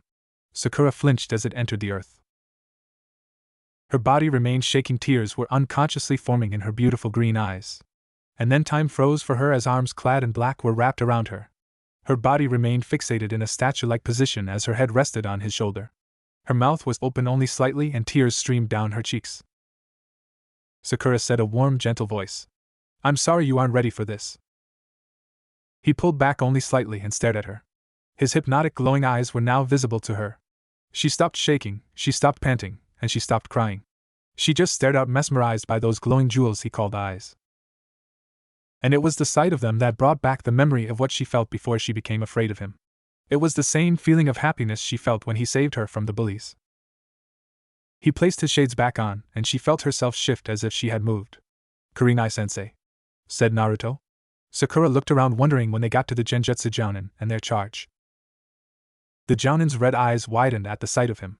Please watch her, she's not ready for something like this, he said as he walked out of her illusion. Naruto looked straight out at the lake. Kakashi remained unmoving in the glowing water prison. The demon chuckled wildly with one hand on the prison. The copy Nin only moved his head to look at his captor. He looked at the genin, all still engaged in their own battles. He didn't see Kurenai, so he assumed she was covering herself and their charge in a powerful genjutsu. His Sharingan eye then rested on the form of the only person he could claim to hate. Naruto stood at the edge of the lake staring out at them. He held his main blade in his right hand as he slowly walked out on the water. The Jounin's eyes widened at his show of the water-walking technique. Zabuza only chuckled as the boy grew closer. He formed a single seal and a water clone rose to the surface of the lake holding the menacing sword of the demon. The clone walked forward to the blonde, showing every bit of arrogance that belonged to its creator. It slammed its sword in a downward arc straight on Naruto. Naruto brought his sword up at shocking speed. The main blade split open down the center and blocked the edge of the opposing sword with its tip. The clone appeared to be struggling to move its blade down, while Naruto remained unmoving. He pushed the sword up, causing the clone to go off balance, and in the moment it burst back into its element. Zabuza's eyes were wide. He had just barely caught a glimpse of the boy's slash that had destroyed his clone. He placed himself in the ready position, all while keeping Kakashi at bay in his self-made prison. So one of the babies knows how to play the game, he said with every hint of killer inter he could muster. Naruto's face remained stony as he stared at his opponent. Zabuza stared into the shaded sunglasses, trying to get a feel for what the boy was thinking. But it was hopeless, the boy betrayed nothing. Naruto held his sword at his side and began to spin it around in his hand. A blue flame-like chakra seemed to envelop it as he continued to rotate the large sword in his hand. The chakra seemed to take on a lighter shade as it shifted towards a wider scale of chakra. Zabuza stared at the attack. Years of experience told him what to expect.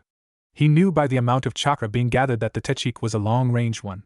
He reinforced the prison with his chakra and got ready to move. However, he was shocked to see the boy blur right in front of him. His glowing blade held behind him as he brought it down in a swift arc aimed directly at the demon's sword. Zabuza put his full guard into the blade as he blocked it, but it was of little use. The tremendous amount of chakra that the boy had gathered shattered his sword. Zabuza used his speed to jump away as the blade continued downward to where his right arm would have been. The water of the lake parted as if divided in two as the chakra was released. Zabuza was in a state of shock as he stared at the damage done by the attack. He observed that the bottom of the lake split open and the forest on the other side of the lake was shredded through.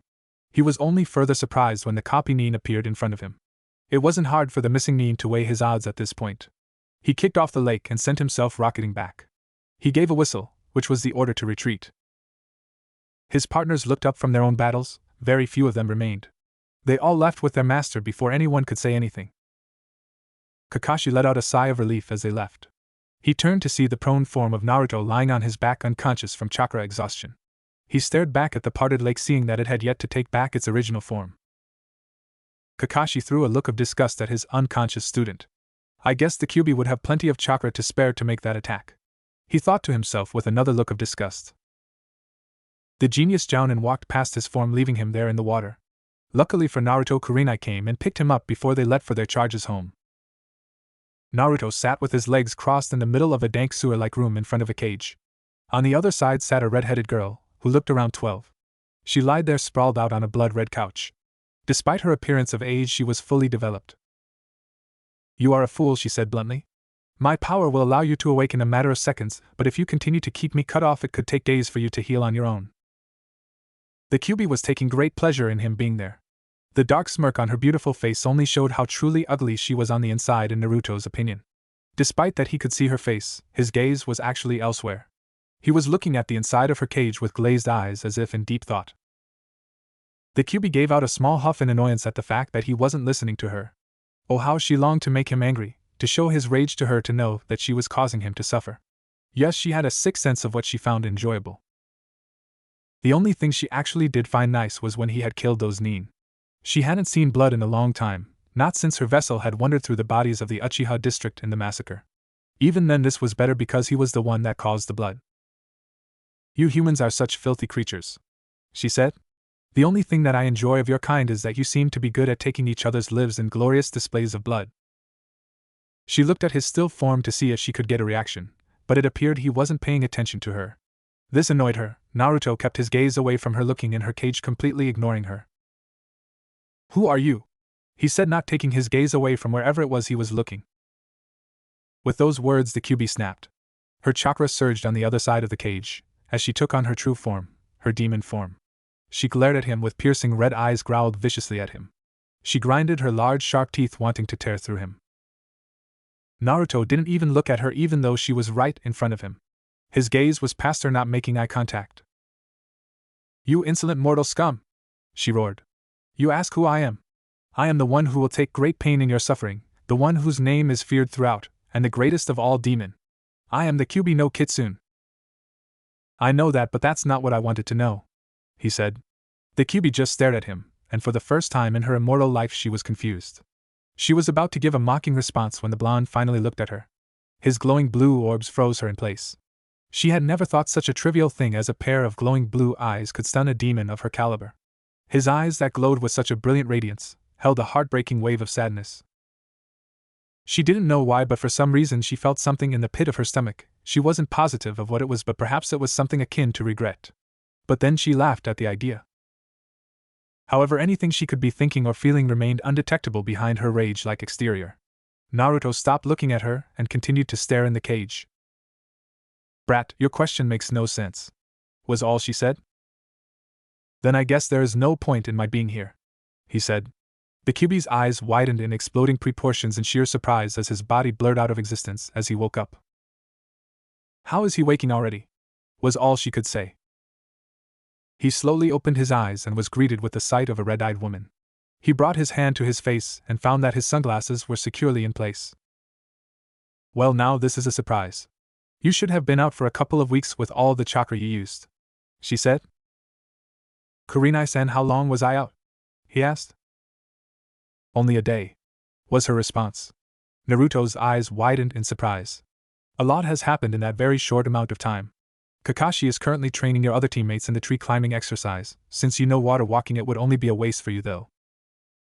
Was anybody worried? He asked. He didn't know why her answer would mean so much. Maybe it was the confirmation that he had formed at least some sort of bond with these people. However, he never expected what came next. Of course they were, she shouted, surprising him. Hinata stayed by your bedside all night. Sakura was in tears, saying something about being sorry. Kiba and Shino visited almost every hour, and Sasuke would have come if Kakashi didn't take him for private instruction. Naruto looked at her thoughtfully for a moment. Kakashi was worried too, lied Kurenai. She didn't know why she had said it, but she didn't want Naruto to know Kakashi hated him. Kurenai-san, it's okay, I know how he feels, said Naruto quietly. Kurenai looked shocked for a moment, then gave a small nod. My team is currently guarding Tazuna right now. Zabuza won't be back for a while since you broke his sword, she said. We estimate it will probably take him around a week or so to fix it. Oh, I see. Anything else interesting happen? Well, Kiba snuck some adult pictures of some Konichi into Sakura's backpack, said Kurenai. I don't know why he did it, but Sakura thought Kakashi did it and called him a pervert. Naruto began laughing rather hardly at hearing that. He is trying to hook up Sakura and Hinata because Hinata has a crush on Sakura, said Naruto, doing all he could to hold in the remaining chuckles. Kurenai raised an eyebrow. What on earth would give him an idea like that? She asked. He said he saw her blushing like a mad woman while looking at Sakura at a mission briefing, said Naruto. Kurenai brought her hand up to her face and began shaking her head in minor annoyance. That idiot, was all she thought. Kurenai had seen the blush too. However, unlike both of her young male charges, she had the correct standpoint, and thus saw her staring at Naruto. Add that to the fact that she could tell that Hinata had a crush on him, and it proved that Kiba was sorely mistaken with his assessment of the situation. Sakura was becoming extremely paranoid with Kiba now. First, she had found rather inappropriate pictures in her backpack that she had first thought Kakashi put there. However, on closer inspection, she found white dog hair among them. Next had been when he pushed Hinata on top of her and ran away saying it was an accident. After that, it had been when he told her that they were all going out for a picnic, and when she showed up it was only she and Hinata. That one wouldn't have been so bad if it wasn't for the fact that the picnic basket was filled with things not meant for children instead of food. Then there were various other things where he had forced her to sit with Hinata during the few meals they had had. They had been at Tazuna's house for about 4 days now. Naruto had woken up 2 days ago. And in that short time she came to the conclusion of 2 things. 1. Kiba was a pervert, and 2. He wanted something to happen between her and Hinata. Kurenai walked up to her with Hinata in tow and motioned for her to follow. They came near the river before the Jounin would speak. Now I'm sure you've noticed the rather odd behavior of Kiba as of late, she stated. Both the girls nodded. Well, now let me explain a few things. Kiba sat on a tree stump in the woods trying to think of new ways to get Sakura with Hinata. He was brought out of his planning as said girls walked out of the foliage in front of him. His heart was sent racing at what he saw. Sakura was standing directly behind Hinata with arms folded around the Hyuga girl. One arm went over her shoulder and rested on Hinata's chest, giving the effect that she was almost holding the other girl's breast. Her other arm was wrapped around her stomach, and her chin was on Hinata's shoulder with their cheeks touching each other in an all-too-comfortable way. Kiba was blushing insanely, and he was doing all he could to keep the blood from coming out of his nose. Kiba-kun, said Hinata sweetly, letting herself go deeper in Sakura's embrace. We just wanted to thank you. Yes, said Sakura, looking at Hinata with a hint of lust in her eyes. We know that it was because of you that we were able to experiment. She said the last word in a husky voice. Kiba was drooling, thanking whatever god there was out there. The blush went through his entire face, which put most tomatoes to shame. Yes, it really is because of him, isn't it, honey? Said Hinata, looking at Sakura. That's right, sweetie, if it wasn't for him I never would have learned. Their faces began to draw closer together. Kiba's mouth dropped wide open, and before he knew it he was sent flying back unconscious as a massive nosebleed marked his trail. He awoke several hours later naked, tied to a tree. The word pervert was on his head in ink. A note was hanging on a string in front of him, and he read. Dearest Kiba, being a pervert is very unhealthy, and I assure you that there is in fact nothing going on between Sakura and me. That's right, dog boy, so don't try any of your little schemes, because if you do we'll neuter you. Naruto calmly walked down the steps. Kurenai had left his room hours ago. During his time alone he rested and sorted his thoughts out. His body ached as he made it to the bottom of the stairs. He was still feeling the effects of the chakra exhaustion. Shino was in a chair not far away staring out the window. Where is everybody? Asked Naruto. Shino turned to him. We finished our guard duty for the day, said Shino. When the bridge builder came back his family went shopping. Everyone went with them. And you didn't? Asked Naruto, curious. I figured you would like an explanation, so I stayed, said Shino. Naruto gave a small smile at that. He walked over to a couch and sat down. The soft cushions felt nice against his body. So is Kakashi still training Sasuke? Said Naruto. To my knowledge, yes, responded Shino. They haven't returned since they left yesterday. Kurenai-sensei says they are fine though. I don't doubt it. Kakashi is a strong shinobi and Sasuke is well on his way, stated Naruto with another smile. Shino looked at him through his own set of sunglasses. His stare was intense, and Naruto had started to think he had upset the boy. You are a very strange one, said Shino. What do you mean? There was another silence between the two of them, as Shino seemed to be arranging his words carefully. Your sensei hates you, he said flatly. I know, was all Naruto said. Shino raised an eyebrow. Why? Because to him I'm just a reminder, said Naruto. Shino moved in his seat uncomfortably. He could see that the topic of conversation should stop. I'm sorry. Don't be, said Naruto with a wide grin. I'm used to it, and you've done nothing wrong. Shino nodded. Except call me strange. Shino's sweat dropped. Well, my bugs tell me your chakra is different. Naruto got up and stretched. Different? Different as in bad or evil? Asked Naruto with a small frown. Quite the opposite actually, they say it is calming. Well, I'm glad something likes me. Naruto walked over to Shino and held out his hand. It was nice getting to chat with you, Shino. I hope we can work together sometime. Shino raised another eyebrow at the hand, but shook it a second later. Likewise. And with that Naruto left the house. The sun was rather bright as he walked out to the pier in front of the house. He stretched to get the remaining kinks out of his muscles. Naruto made his way up the dock and looked down at the cool reflective water below. The water was pure and clear, untainted by the troubles that seemed to possess the rest of the land. Soft footsteps fell upon Naruto's ears. Someone was sneaking up to him on the deck. He turned calmly and looked to see what it was. A small boy stood in front of him, his eyes curious and confused. You're pretty good, said the boy. Naruto raised an eyebrow as the child walked closer. May I ask who you are? The boy stopped and was silent for a little while before he spoke. I'm Inari. It's nice to meet you, Inari, replied Naruto with a smile. You wouldn't happen to be related to Tazuna, would you?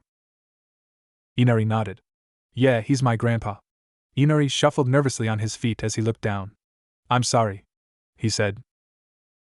Naruto looked very confused at this. For what?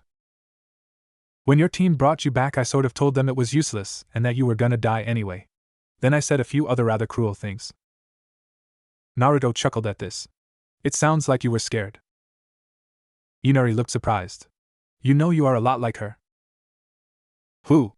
Asked Naruto a little more curious. That girl with the pale eyes. When I said those things she laughed and hugged me, said I didn't need to be scared, said Inari, wiping a couple of small tears from his eyes. She is real nice. Yes, I suppose she is. A small snigger came on Inari's face. She likes you. Naruto seemed to freak at this. Well, I would hope so. I thought we were becoming friends. No, I mean Shilo. And there, I believe your mother is looking for you, said Shino, walking up to the two of them. Inari nodded and left the two alone. Shino looked back over to Naruto. He's right though, don't hurt her. Hurting people isn't something I do, said Naruto. Shino sighed and shook his head. The two of them walked back to the house. As they entered, Naruto immediately felt an icy glare upon him. He turned to see Kakashi enter the room. Behind him was Sasuke, looking rather worn out. He gave Naruto a small smile, then flopped on one of the couches. He felt another set of eyes on him and turned to see Kurenai giving him a soft look. Her team was currently discussing strategies on their next move should Zabuza attack. Naruto soon began to feel uncomfortable in the room. He could sense Kakashi's tension growing ever more violent. He reached a decision that he should leave. He turned to those in the room and gave a small bow. I'm going to go train for a while, he said.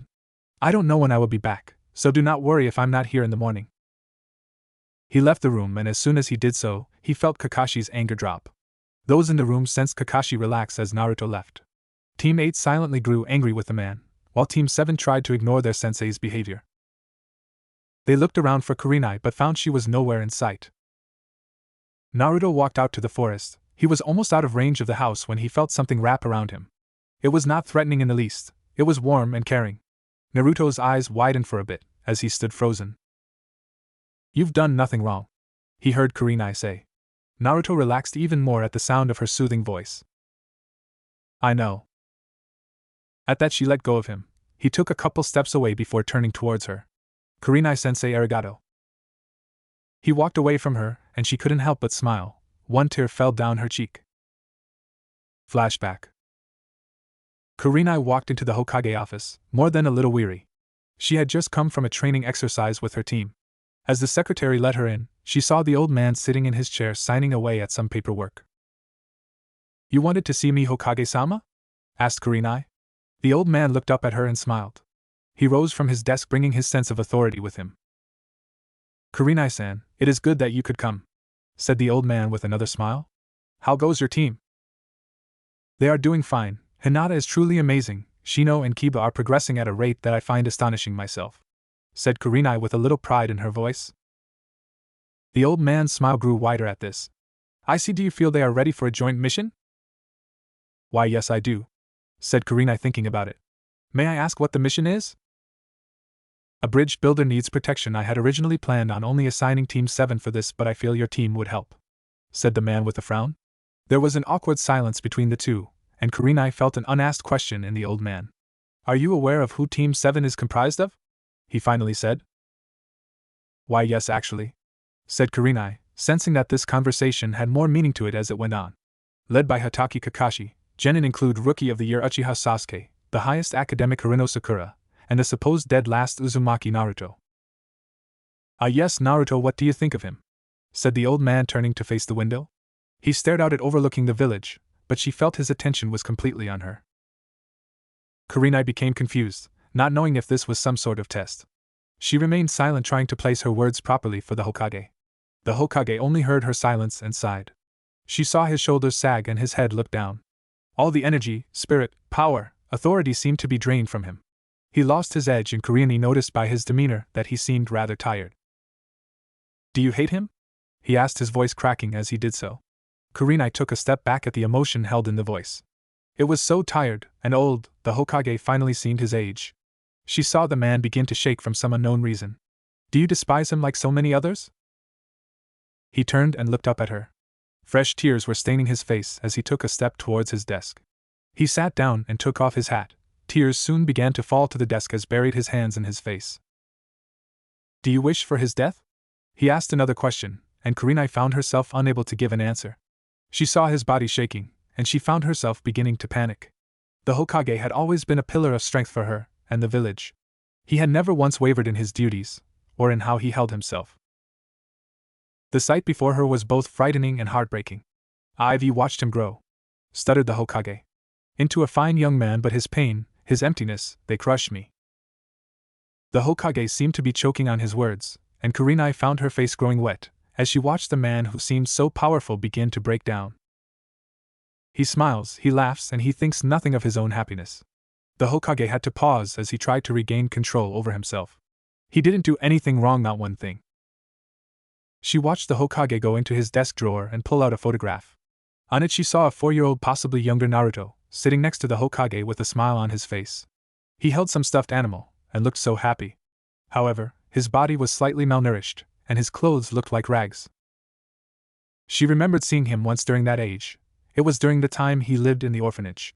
I don't hate him, Hokage-sama, said Kurenai, finally finding her voice. The old man looked up at her, and through a tear-stained face managed to smile. Please, I beg you. The Hokage rose again from his seat and walked before Kurenai. He got on both his knees and bowed. Protect him, help him, he has so very few people in his life. I ask you this not as your Hokage, but as a favor to a desperate old man. More tears fell to the floor, and Kurenai found her heart breaking. How long had her Hokage been suffering, keeping his pain for the boy hidden? How long has he felt the guilt, the hardships of leading a village that hated a boy he cared so much about? The man was on the breaking point, making his last desperate attempts to set things right. I promise you I will watch and protect Uzumaki Naruto. The man managed another weak smile, as more tears flooded through his tired eyes. Thank you, thank you. End of flashback. Kurenai watched the boys retreating back. Her one tear had grown into many. You've touched the select few that know you. I will protect you, Uzumaki Naruto. Naruto felt the emotions going through Kurenai as he walked away. He soon found a tear of his own come down his cheek.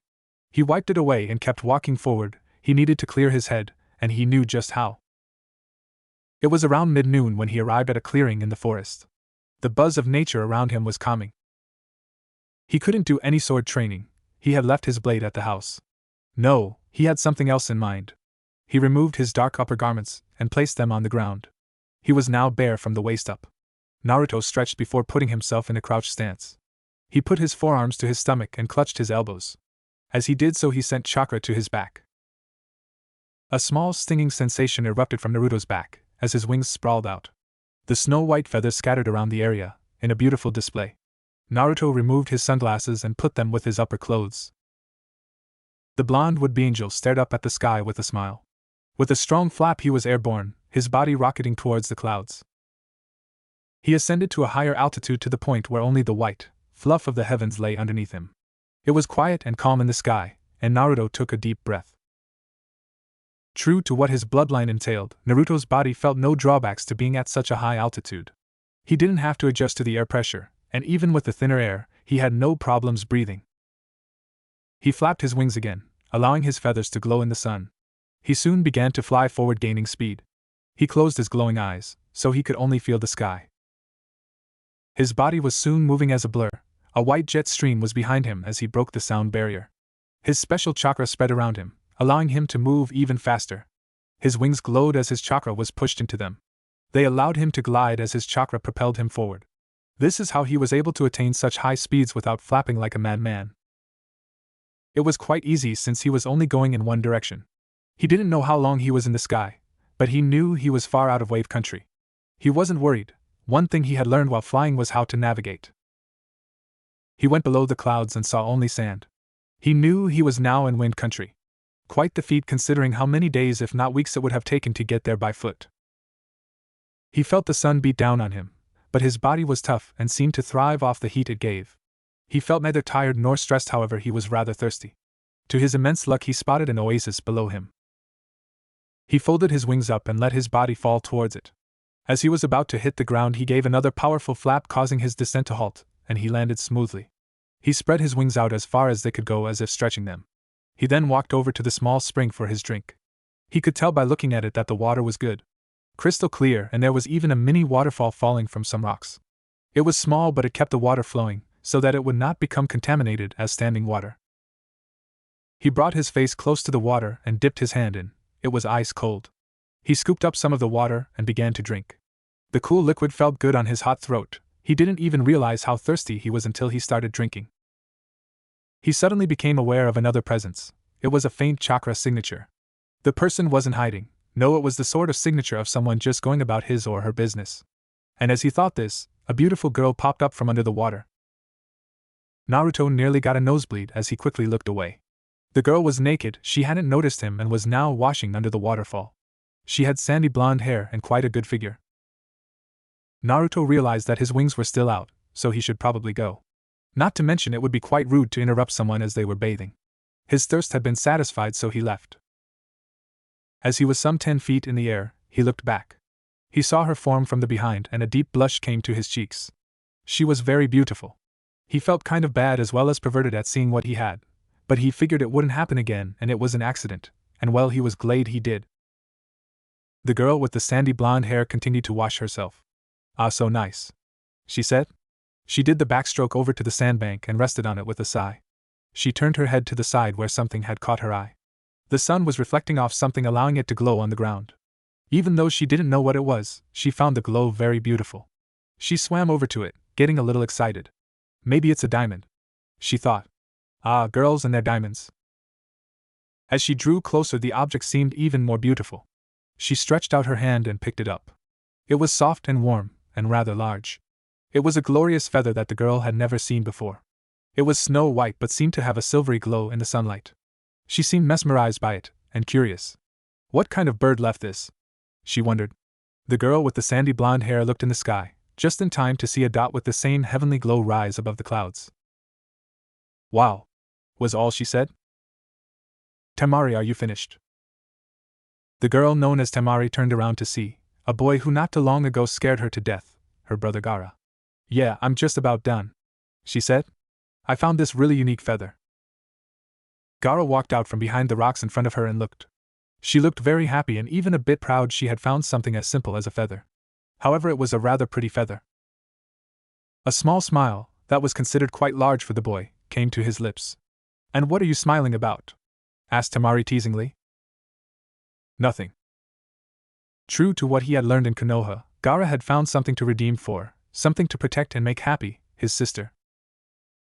Naruto looked in the sky. The moon was now out. He had been having such a good time that he ended up losing track of it. Despite his earlier vigor, he was now very exhausted. He was nearly out of chakra and had to get back. His form was just above the trees now, having reached wave not that long ago. He was just searching for the clearing he had left his stuff in. While he technically didn't need his shirt, people lost those all the time during training. He did need his glasses. Glowing eyes are quite hard to explain if people aren't already aware of it. He descended to the ground with a soft thud. His eyelids were very heavy. His steps were clumsy and uncoordinated. Yes, he truly was tired, due to chakra depletion. Not to mention sleep was ready to overtake him. He came to the familiar clearing, where his clothes lay. He didn't even have the energy to make it to them. He plopped against a tree and before he knew it, was out like a light. Naruto now sat before the cage of the mighty Kyuubi. Even in the dreamlike world he seemed rather tired. The fox sat in her human form on a couch she had sprung up in her mind.